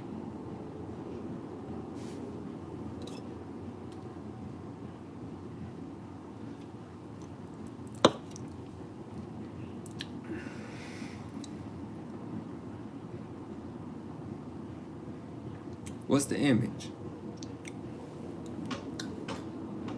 As I wait on you. It's crazy. So while G do that, I'm gonna be setting up our our college review guys, because we're having good conversations. This is all part of education. See, we different on this live stream. People think we only gonna talk about articles. Hey, do start at a 2-year and bridge to a 4-year. Do that. I didn't say that. I know if you don't, some people probably don't make it to this far of the live stream, but look, do that. Start at a 2-year, bridge to a 4-year. And I can't stress it enough. But education is education, man. These are the conversations I feel like I really didn't get in the live streams. Most people don't give college perspective in a live stream. They only give some other perspectives of like, oh, I didn't have to go to college and da da da. Like, cool. I'm trying to stick up for the college people out there. I'm really just trying to stick up for the college people out there, man. Like, people down us so much, G. And we're gonna get back to that conversation. People down us so much for going to college, bro. I don't think it's funny. Like, bro, we made a decision to like go to college to better ourselves. And of course, I'm hilarious. I do stand up, sit down. What?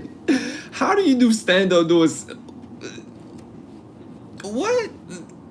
I do stand up, sitting down. Was that a joke? That was a joke. Like, that made me. I do stand up, sitting down. Like, but you probably do stand up, sitting down. Like, you put a thought like, it's stand up. Why are you sitting down? Gee.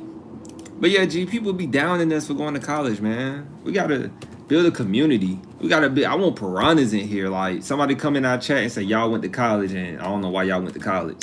And be like, cause we went to college. What you mean? We went to college. We educated. Shoot. We stand next to somebody who didn't go to college. We like, man, you don't know what you're talking about. You might know what you're talking about, but you don't know what you're talking about. That's the community I want to have. Like, yeah, I want everybody to start a 2-year bridge to a 4-year and save money, get a debt-free degree. But I also do want to create that community too of people like, G, some other Stanford people, some D2 people, some D3 people, some Junco people. I want all y'all in here. I want the professionals in here who work at these institutions. I want everybody. I'm going to get them. I want them all. Because, want them all, G. I'm going to your comments now, G. I was just setting up, I was setting this up for our college review.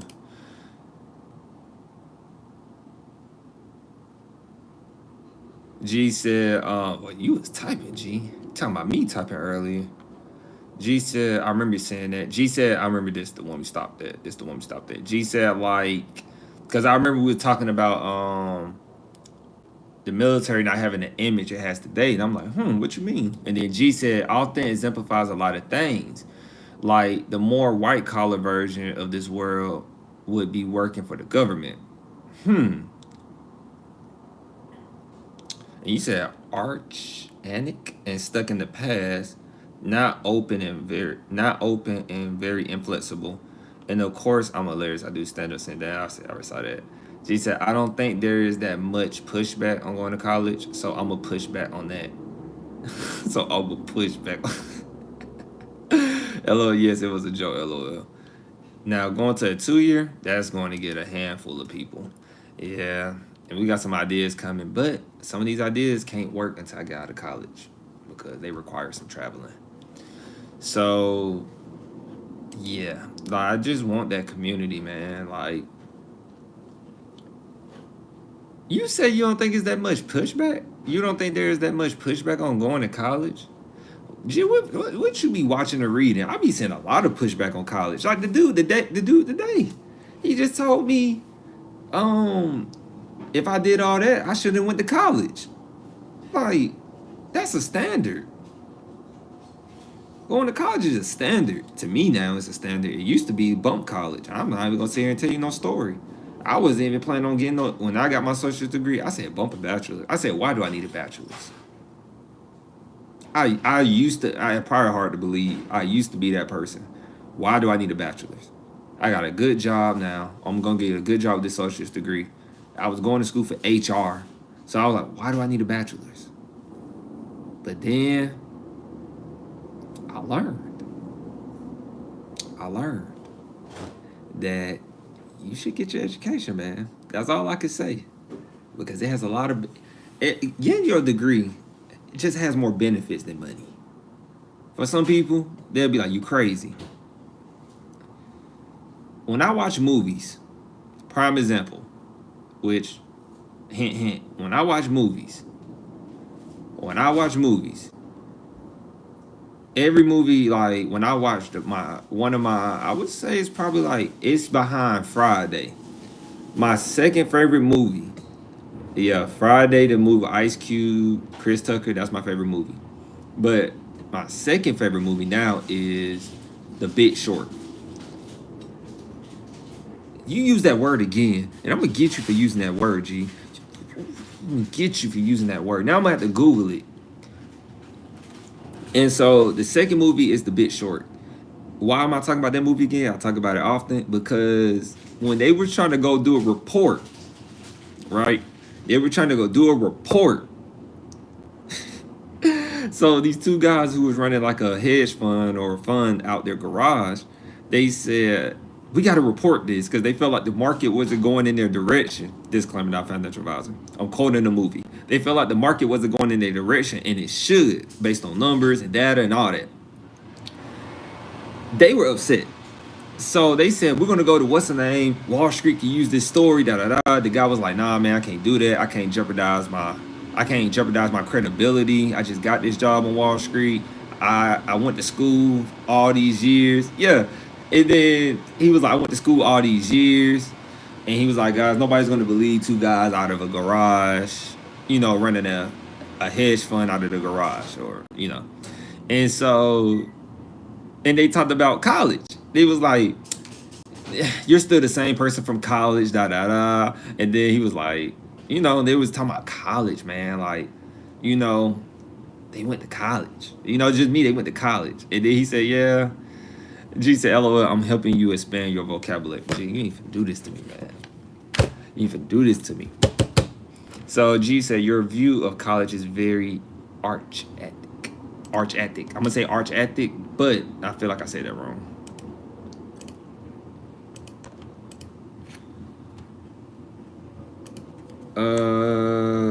Arch.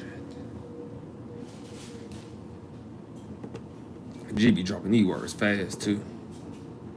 Archaic. Archaic. Very old and old-fashioned. Out of date. So you're saying my view on college is out of date? You saying my view on college is out of date? Archaic. You trying to say my views on college are out of date, G? You trying to tell me that, G? You trying to tell me my views are outdated on college?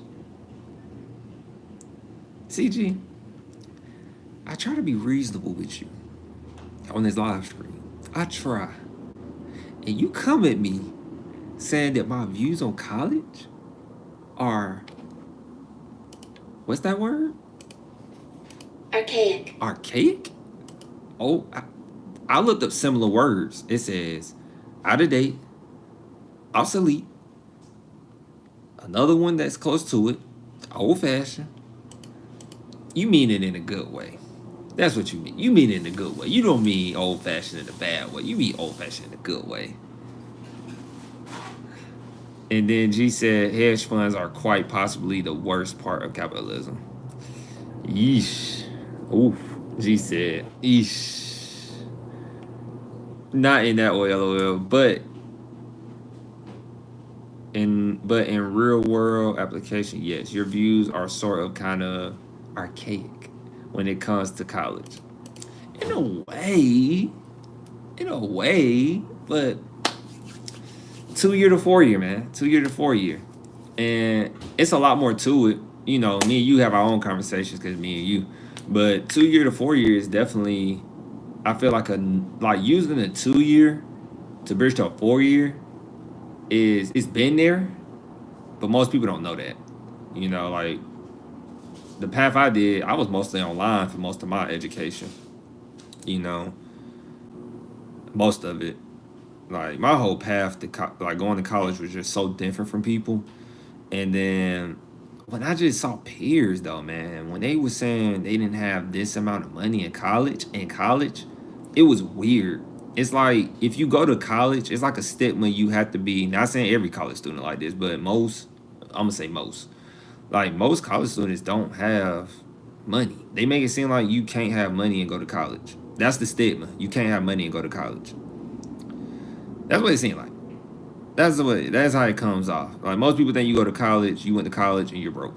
That's how it rolls off for me, G.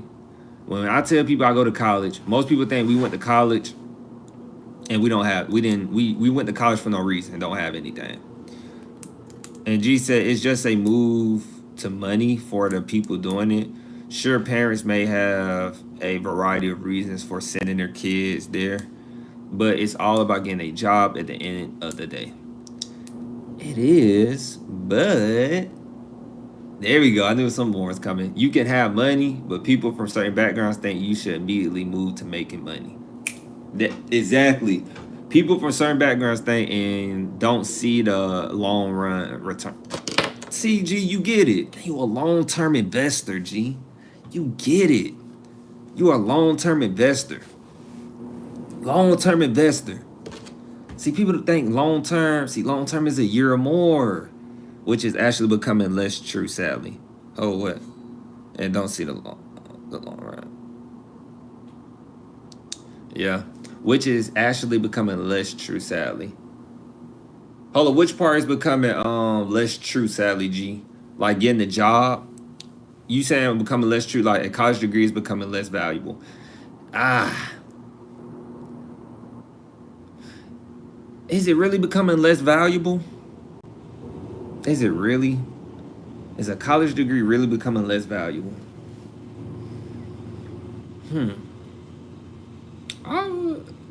I feel like I feel like it's gonna go in cycles. My girl said it goes in cycles.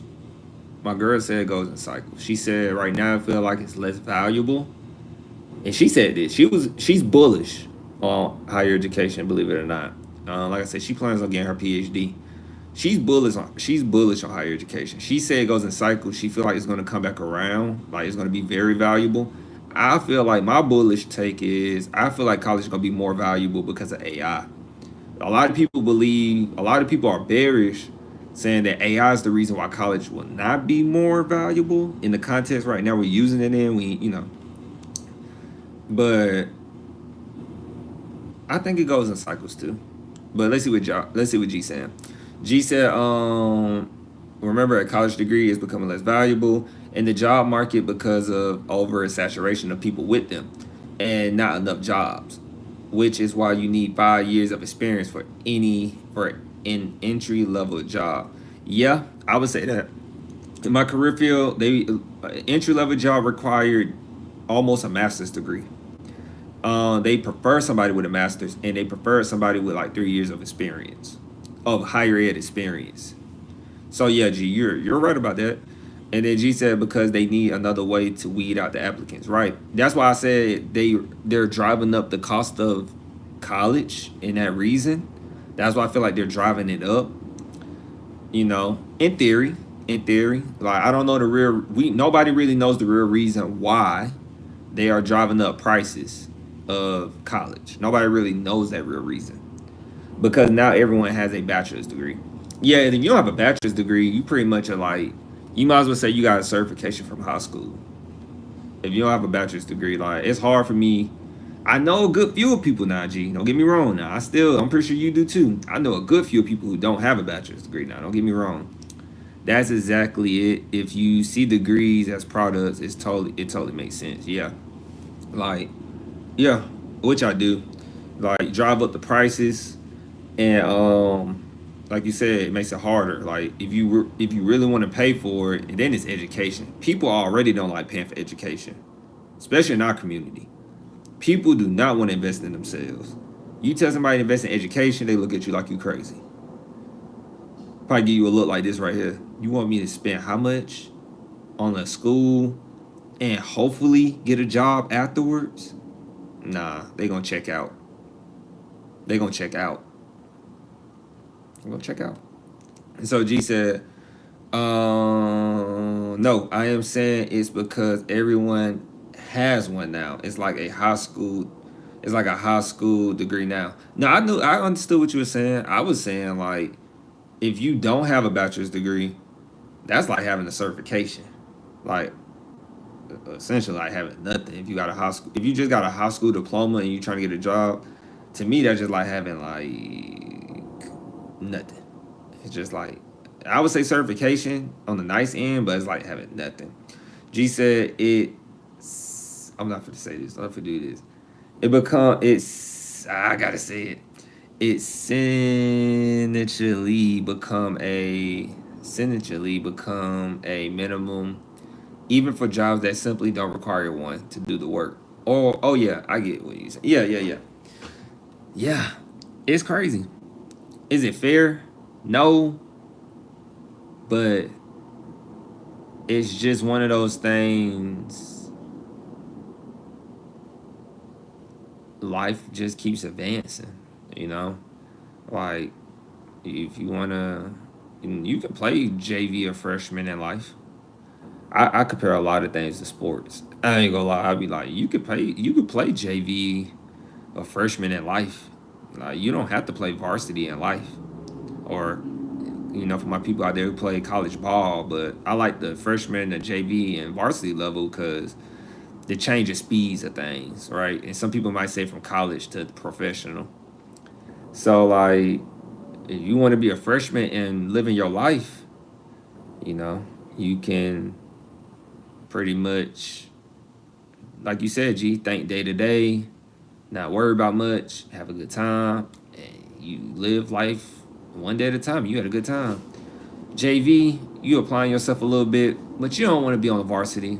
You don't want to be on freshman. You good on JV. You chilling. You good. Hey, it's good. I'm not freshman. I'm not varsity, but I'm JV. Now, if you varsity, now you more like, professional a little bit. You got a good head on your shoulders. You understand more like you have a purpose. You want to win. You want to get to somewhere. So, these analogies, though. Me and my analogies. I always got an analogy. Things are not looking too good as it takes all of the white collar jobs, aka degree jobs, and we will become laborers. We all will become laborers?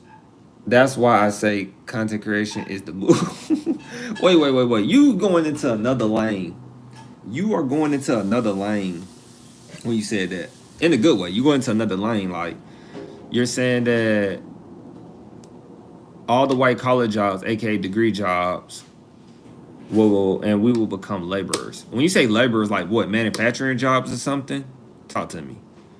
And so you said, and then I feel like you're indicating that if you stay in this content creation lane, that can prevent you from going into a labor job.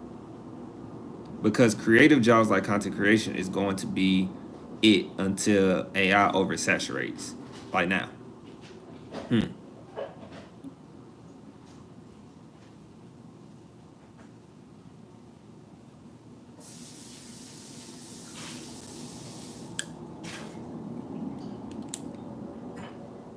Exactly. Creative work or labor work? Whew. Doing labor work. I ain't trying to be outside. I want the school to be inside. Times, man. Times. So, our college review, good talks, though. We had some good talks, G. Our college review is going to be the University of Central Florida. That's what came up. University of Central Florida. Labor work like trades until they are hit by robots and other service jobs, not automated just yet. Exactly. Then they're gonna be telling us, oh, you need to get out of labor jobs. Blue collar jobs ain't it no more. They go, what? They're just gonna keep pushing us to the side. That's why I feel like it's gonna be good to have a degree. Or at least some certification in AI, as we keep talking about. Because somebody gonna have to operate on these robots. Somebody gonna have to operate on these somebody gonna have to operate AI. LOL, exactly. The cycle continues. It's all, and then once you understand that, that's what college taught me, G. That is what college taught me. College taught me, before we talk about University of Central Florida, what I'm saying, I don't think the degree will matter. I think the degree won't matter. I just gotta push back on that, G. Me and you gonna be sitting at a round table with people, and we gonna be like, the degree matters, man. The degree matters. And so, yeah, college, that degree right there taught me about the cycle of life, like the cycle. I had an idea about cycles, but that really put the icing on the cake about cycles. trades are safe for another generation, but that's it, I'm sure. So you believe in 10 years we're gonna have robots doing jobs of trades. That's what you're saying?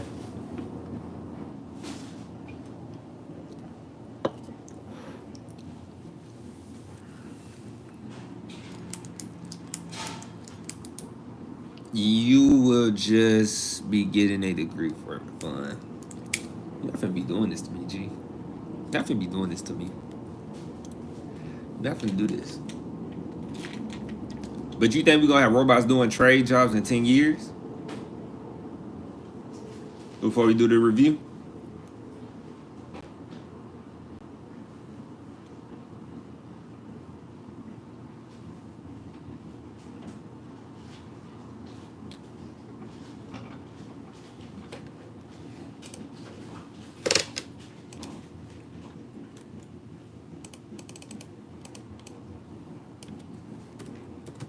As we wait on G to say that.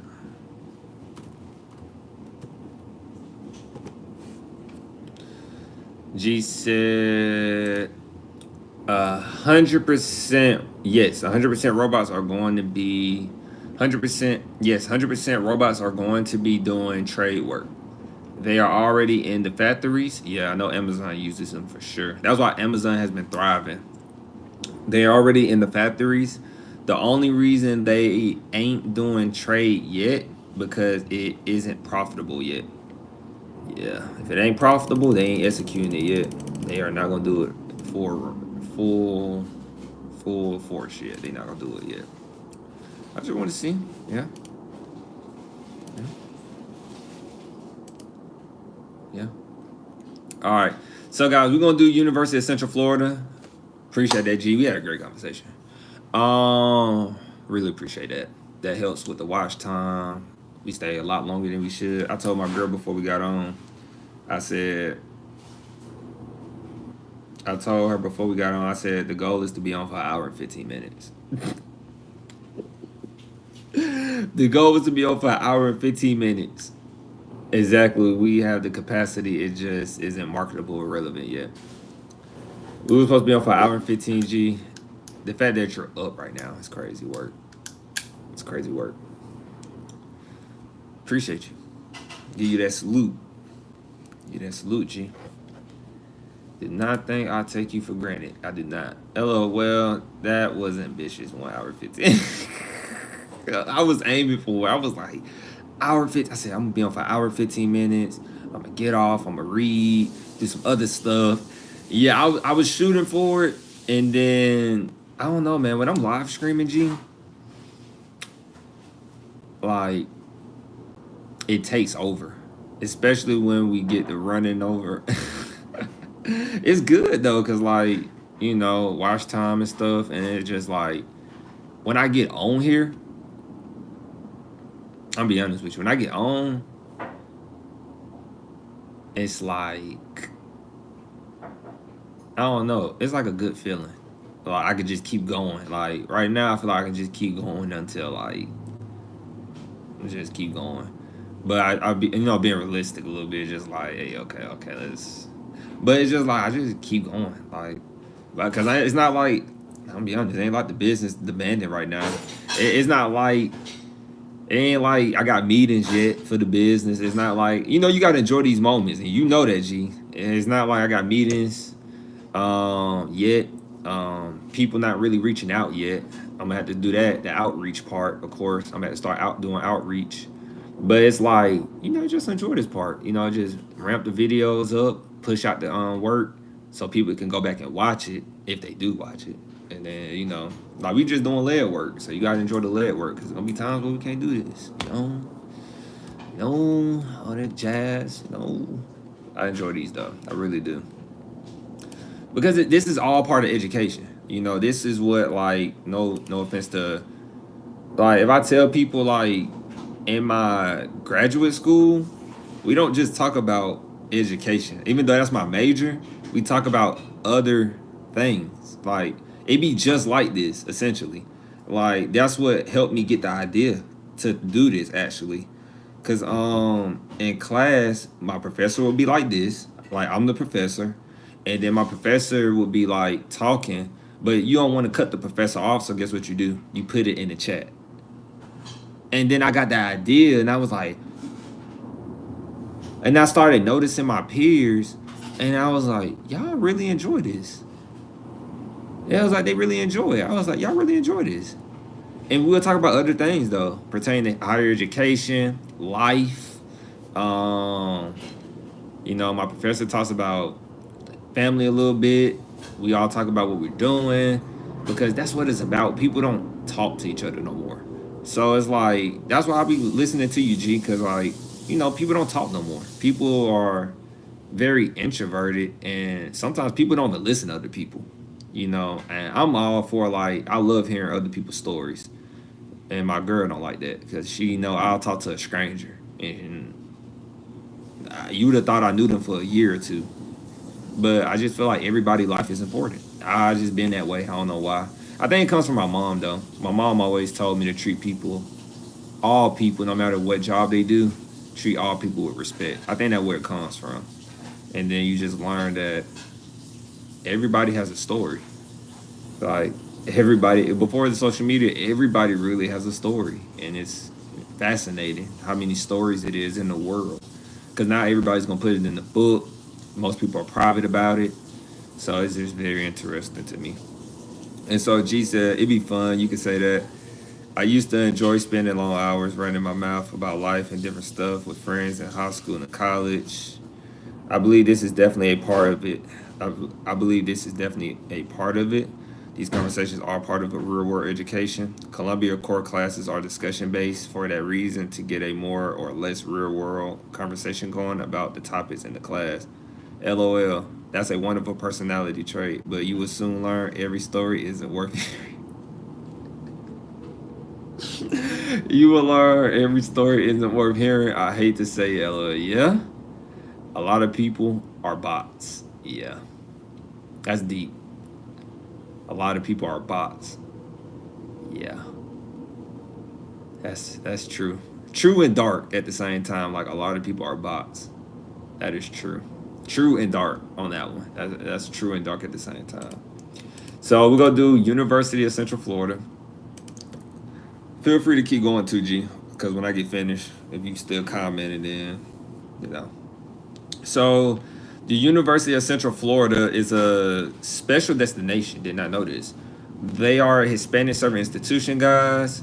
And when it's a Hispanic serving institution, first and foremost, I did not know this. University of Central Florida has 59,000 undergraduate students. Very big school. And so it's a 4-year. It's public, suburban, large. Once again, it's a Hispanic serving institution. When you're a Hispanic serving institution, that means they're tailoring their school. Their school has a large majority demographic of Hispanic students, which means 9 times out of 10 usually, or most of the time, they're tailoring their curriculum, their institution, toward Hispanic serving students. Usually, when it's a Hispanic serving institution, it's in the name. One of the things I learned in graduate school. Whoop, whoop.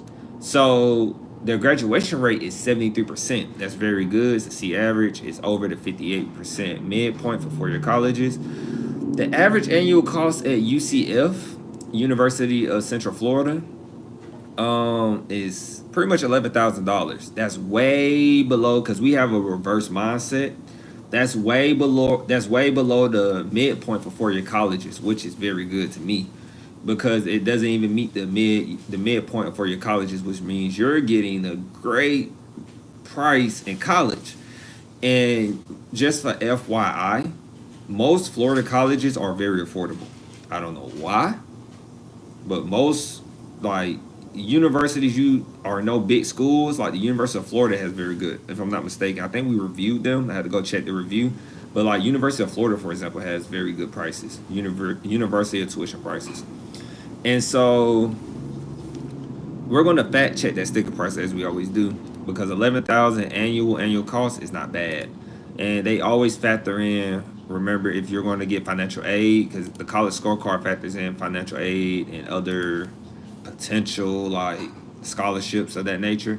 So University of Central Florida, was there any fun fact? Not really anything y'all need to know.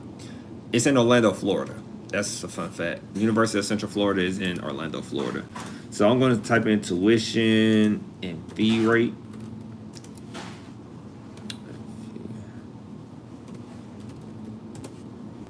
So,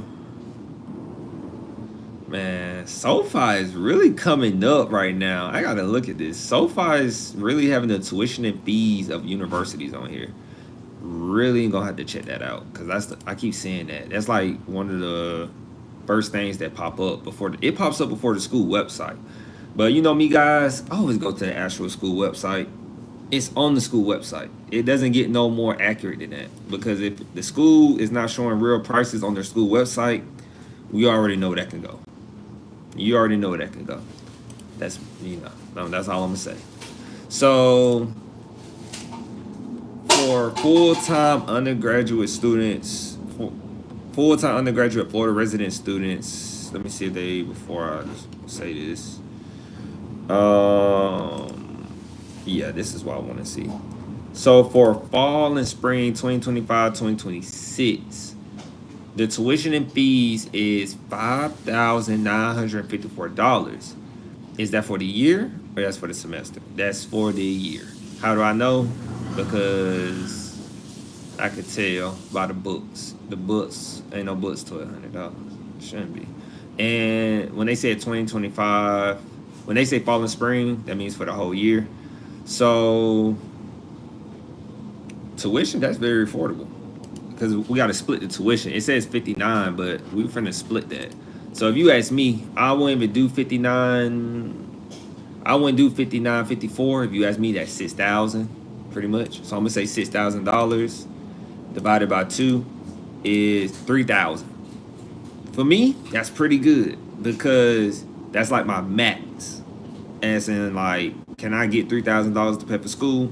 I can get an extra 500. You know, usually I say I like 2,000.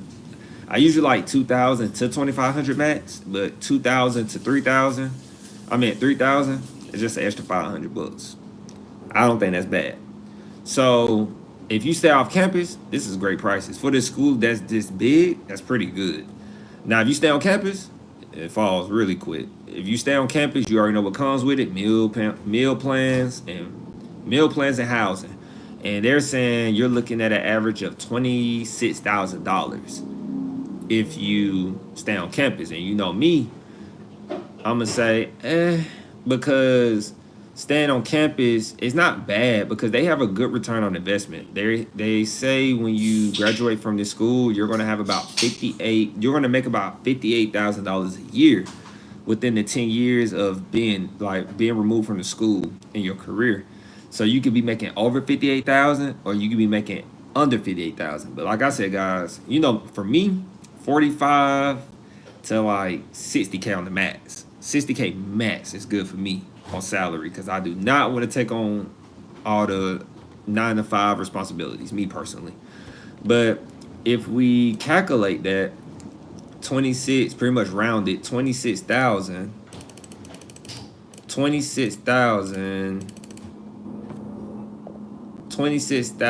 times 4 years. If you graduate in 4 years, it's $104,000. So I highly recommend you stay off campus because you're not going to be getting your money's worth. You're going to be in a tight bind. And I see G saying something. And so I'll take a real peek real quick. I just keep going. I did tell G to keep coming. I'll keep going. So the graduation and retention rate, we talk about graduation. Okay. So students who return after their first year is 93%. That's very good. That's an A. We said graduation rate is a C. Right now, they looking pretty good. Right now. I can't get mad. They looking pretty good right now. If you stay off campus. So they said right here that pretty much a quarter. They say 24%. I don't know why just say 25. They showing some real integrity with their data. College Scorecard. Students receiving federal loans is pretty much about 25%. That's pretty good, I guess. The average debt that you're going to take on at this school, minimum, is $18,000. 18,000 minimum. It's like your typical debt. You know me, I ain't take on no debt. I don't want to owe nobody. Me personally. You have a 75% chance if you go to UCF to make more than a high school graduate. And it's a C average. You know. So they have a 40% acceptance rate. Okay, that's pretty good. It means they're not letting any and everybody go there. And UCF, University of Central Florida, requires admission tests. They require the SAT and ACT during the application process. So interesting. And they have the score. When you go on College Scorecard, it lets you know what scores they're looking for in your reading, your math, and your ACT. So yeah. So all right. Where it gets a little tricky for me is if you stay off campus, this could be a great school to go to, especially how big it is. I'm pretty sure it got good resources out there in Florida. It could be a good school. It could be an A if you stay off campus. If you stay on campus, in my perspective, it could be like a D. So when you have an A and a D, you fall in between to like B and C. So if I want to choose what the rating should be for this school, when I transfer here, based on if I was transferring here to this university, I would stay off campus. So I'm gonna get them a B. If I'm transferring here, based on my perspective, and I'm going to this school, I did the pathway that I did, come from my 2-year to a 4-year, and I'm working a part-time, most likely working full-time, because I got to get that $3K to pay it off in cash, or pay that difference of that $3K. Part-time could do you some justice. I don't know what the pay look like in Florida, but hey, I'm just trying to get to the money a little bit while I'm in school, you know. This is me personally. So I get them a B because I won't stay on campus, and I'm going to a very big school. It's still an undergraduate, and my return on investment is going to be looking pretty good. So, not to mention, guys, this doesn't include if you get other financial aid benefits, scholarships, or anything else. That's a very good price they have. So UCF, I'm gonna get them a B. That's good for them. I like that. So G, I see you said some stuff in the chat. And my phone, it was pretty good. I'm easing up a little bit because, not easing up, but I'm basing it off, my experience. Now, if you somebody else, you saying, look, I want to stay on campus, and that school gonna be like it's gonna be like an F or a D if you want to stay on campus, because you ain't really, money wise, you got to put yourself in the hole. But you stay off campus, you do my approach. You stay off campus, that's gonna be a good school for you. That's gonna be a really good school. Wow, you was typing G. G said, okay, do your college review. Let me stop, LOL. G said, I had a friend from high school go to the University of Florida. Sure, the price isn't bad, but I honestly thought she could do better. That's real. That's because SoFi sells student loans. Dang.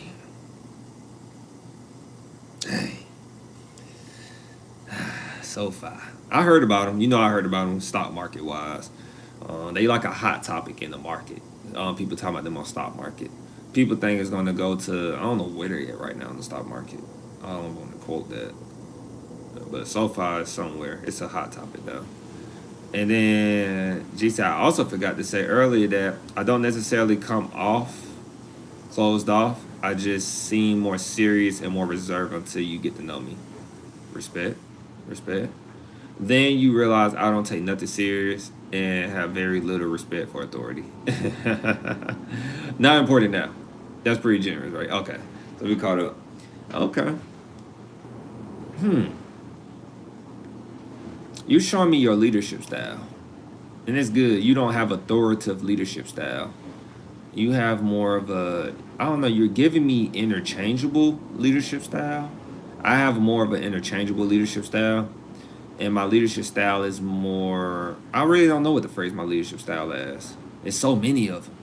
Many people think it's one leadership style, like authoritative. People think authoritative is the main go-to. You don't have to be an authoritative leader, especially like you run a company and everything. I'm assuming, or business, whichever you call it. And it's one of the things I learned in school, like I kept learning leadership, associate's level, bachelor's level, master's level.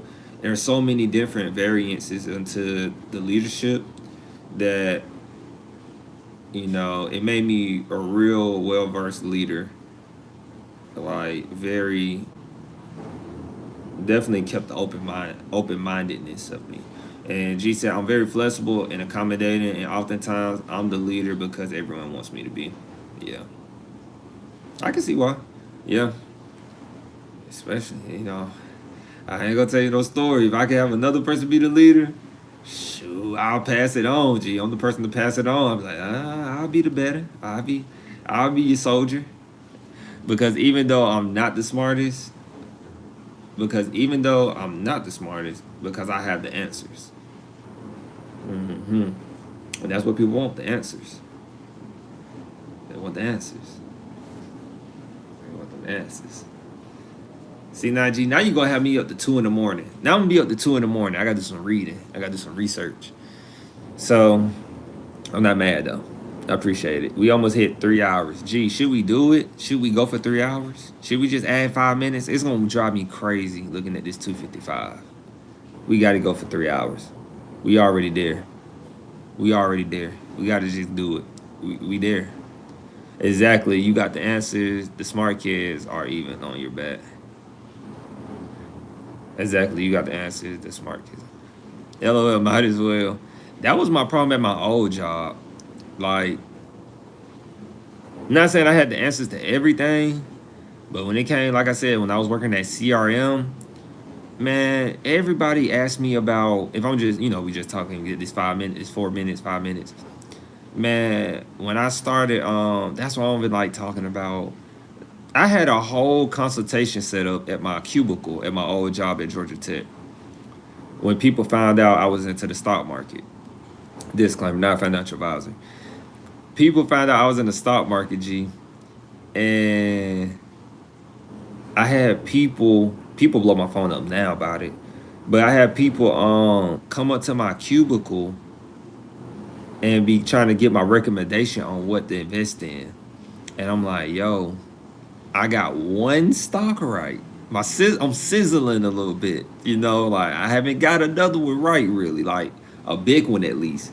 Like, I'm very consistent, I feel like, but at the same time, I'm not like, to be, hey, this is your hard-earned money, like, just go to the people who went to school for it. I didn't go to school for it, And then G said, and immediately I was one of the smart kids, just not the smartest, but definitely the leader. I would see, G, you were definitely in that 1%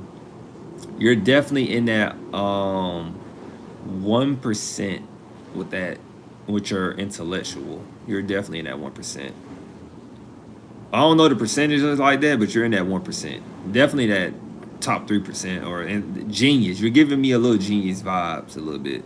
I will say that. You do give me those a little bit. And then G said, LOL, you were financial advising at work while screen recorded and sent to Georgia. Screen recorded sent to Georgia Tech. And G said, I was the go-to in my office only because I was the youngest, so I definitely had the technology on lock. Yup. They was making you, I bet your job wasn't even IT and they was making your job IT. I bet they was making your job like tech and you wasn't even doing tech. Like, you probably was, but you wasn't your main job.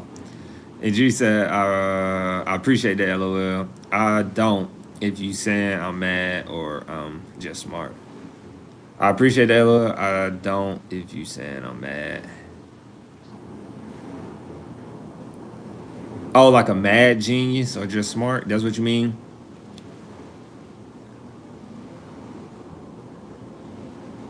What you mean by that last one? Like, I don't if you saying I'm mad or I'm just smart. What you mean, G? Exactly wasn't it. But when I was being paid by the department, it was $35 an hour. 35 hours a week. Yeah, that's what I meant. Oh yeah, like a mad genius. Yeah, mad genius. I never came across a mad genius, so I can't say you're a mad genius.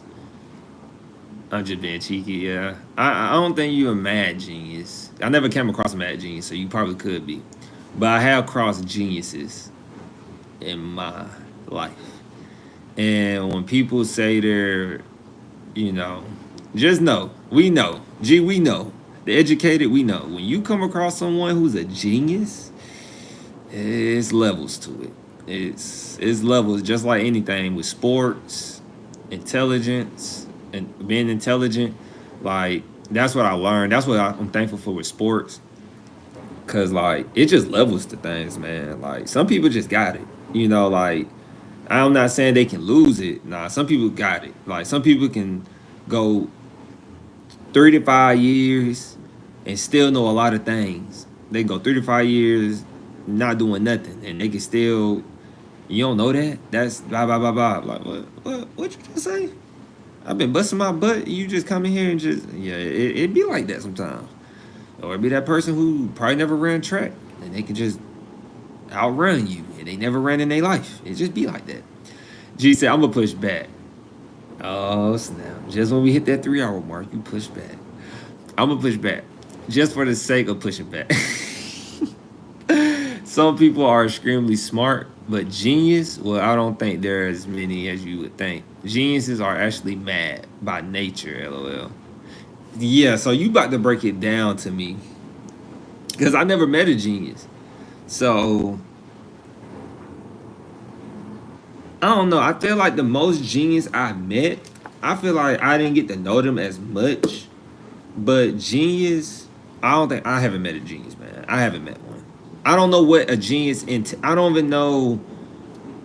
I don't know what a genius really entails. I don't even know what makes somebody a genius. So, G, what's my question real quick before we go? What makes a person a genius? I could Google it, but why Google it when I can ask you? You know, that's a real person. Then I can Google it. You know? That's a real person. What makes a person a genius? A genius wouldn't look like what you would expect. Now, I do feel like a genius would be somebody sitting at a bar, drinking beer constantly. I do feel like a genius would be like that a little bit. Or there'd be somebody working a regular job. That's why I feel like a genius. I feel like they're very much in disguise. I do know that much. A genius is very laser focused on what they are going on for that moment. Huh. Interesting.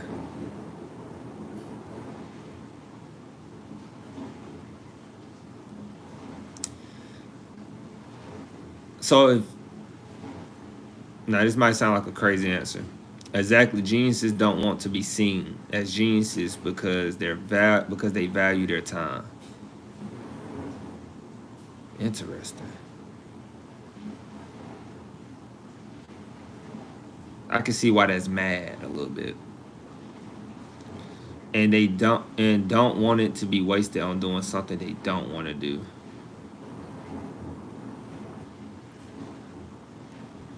Oof. It's hard being a genius. That gotta be tough.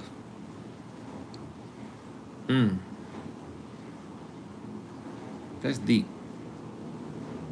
Exactly. That's exactly why they are mad. I'm about to say, yeah, that's mad. That's giving the mad vibes right there. Like, I don't want to do it, and they just, it's really hard being a genius. So I got another question for you, real quick. I got these questions on lock. Hey, my questions be pretty good, G. So do you feel like geniuses are, once again, I know I can Google it, but I'm gonna ask you, do you feel like geniuses having to dumb yourself down to fit in and trying to be regular? That's wild. That's wild. Do you feel like geniuses are created or made? Are they born a genius or over time they become a genius? Let's see what that Columbia education got you. Yeah. Yeah. Ooh. Got you, G.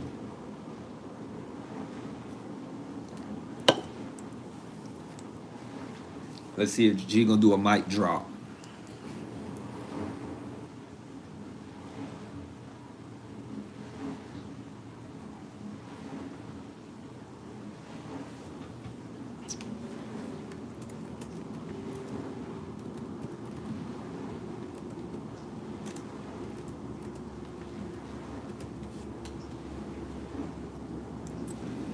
G said, I think you can become extremely smart, but to be a genius, it's more of natural inclination to curiosity. A genius isn't necessarily the smartest. A genius isn't necessarily the smartest. They just could be. That's interesting. That's very interesting. That's very interesting. Now I feel like I'm gonna go down a rabbit hole trying to learn more about geniuses. I never really looked into it. As a matter of fact, they would probably try not to be. Hmm. Hmm. To stay out of the spotlight. Interesting. That's interesting. To save their time for themselves. Why do geniuses want time for themselves so much? Because they're really trying to get done what they set their goal on? Is that why? Most of the people you would see would be extremely smart people. So geniuses, but not necessarily geniuses. So are geniuses very picky with their time because they're trying to like really prioritize their time to get that goal you said earlier? Like they're setting their goal, so they're really like, I really want to get this done. I really want to do this, so I don't want people to know like I'm this type of person of this caliber. That's interesting. I'm asking too, G. I'm asking. I'm asking. Real quick.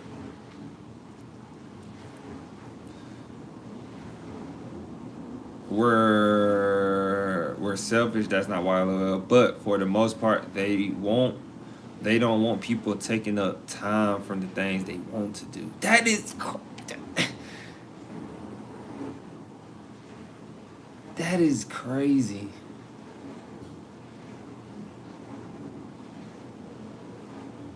Wow.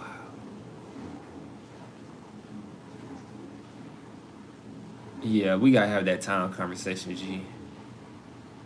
It's going back to that time.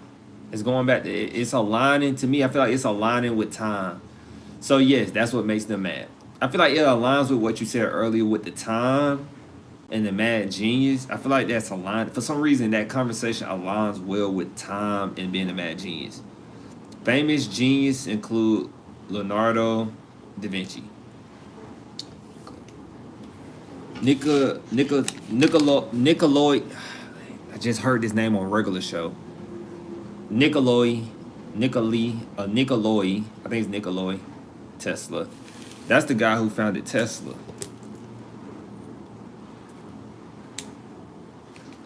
I heard of Leonardo da Vinci. So study these people. Da Vinci.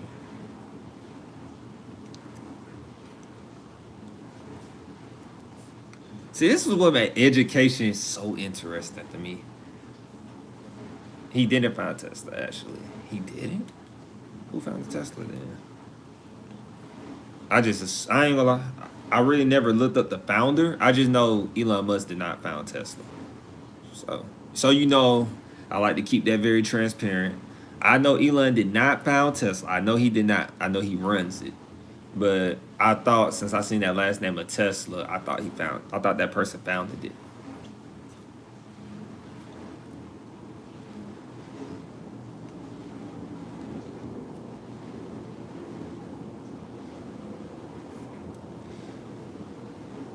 Isaac Newton. I heard of Isaac Newton. Still look these people up. My spare time, watch videos. Emmanuel Kant.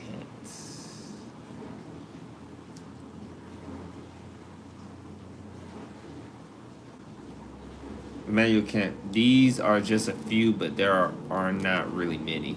He didn't found Tesla actually, but they named the company after him because he found AC power, or he found power. Okay, he found power. Immediately, you might as well say he did because he built the Tesla we know today. People just say that to take from his success. Okay. I appreciate that. Hey, G, I appreciate that. Yeah, I can't wait. You be on at night, man. We get these conversations at night. I appreciate that. So, these were people obsessed with their things. Okay. And did incredible things for the world in their own way. And did incredible things for the world in their own way.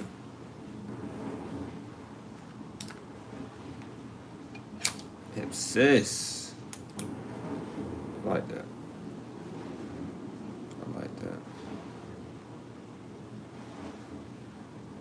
Okay. But it was for them. Keep that in mind.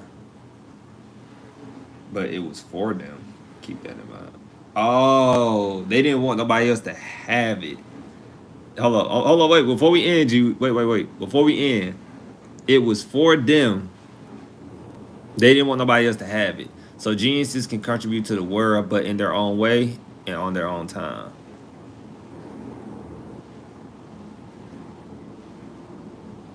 That's interesting.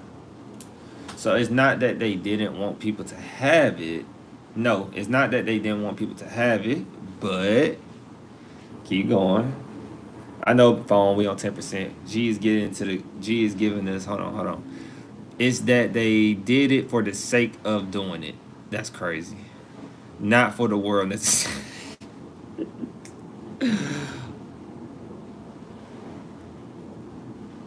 For the sake of doing it. Different. All right, we're gonna end it there. I appreciate that, G. I was in tune with that. Well, you probably could tell. I was in tune with that, man. Give it up for G, man. When the day G say, yeah, I gotta go support another channel. You did what I thought you would do. I ain't gonna have G no more. Hopefully G still come back here and there in the future. But we got G now, so I'm gonna enjoy G now. I'm gonna enjoy G while I got G, man. Yeah, that was deep. I bumped with that. See, that's what makes speaking on behalf right there. See, G was speaking on behalf right there. G was in that speaking on behalf moment right there. Peace, chicken grease. Yeah, and good night. Rest easy, G. Yeah, you said I'm gonna leave to go somewhere. You might leave to go somewhere else, G, knowing you be working around the clock. You might. I don't know. You might got a private jet. You might go fly somewhere. I don't know. I don't know. You might be one secretly. You just might. I don't know. We misunderstood. Very misunderstood in this world. Very misunderstood. I feel like I don't fit in sometimes. I had this deja vu moment. Crazy, right? Crazy. But we'll be on tomorrow, G. I'm probably going to do the same time tomorrow. I'm probably going to do 9 o'clock. Though, I'm going to do 9 o'clock tomorrow. I'm going to do 9 o'clock. Because I know you seem to be up late. Yeah, it'd be like that. Yeah. Yeah, I feel like I don't fit in sometimes. But we'll talk about it tomorrow. We'll talk about it. If you bring it back up, we'll talk about it tomorrow. But peace, chicken grease. I'm going to let you go, G. I know you busy. Because you'll stay if I keep laying you. All right. See you tomorrow. Rest easy. Stay safe.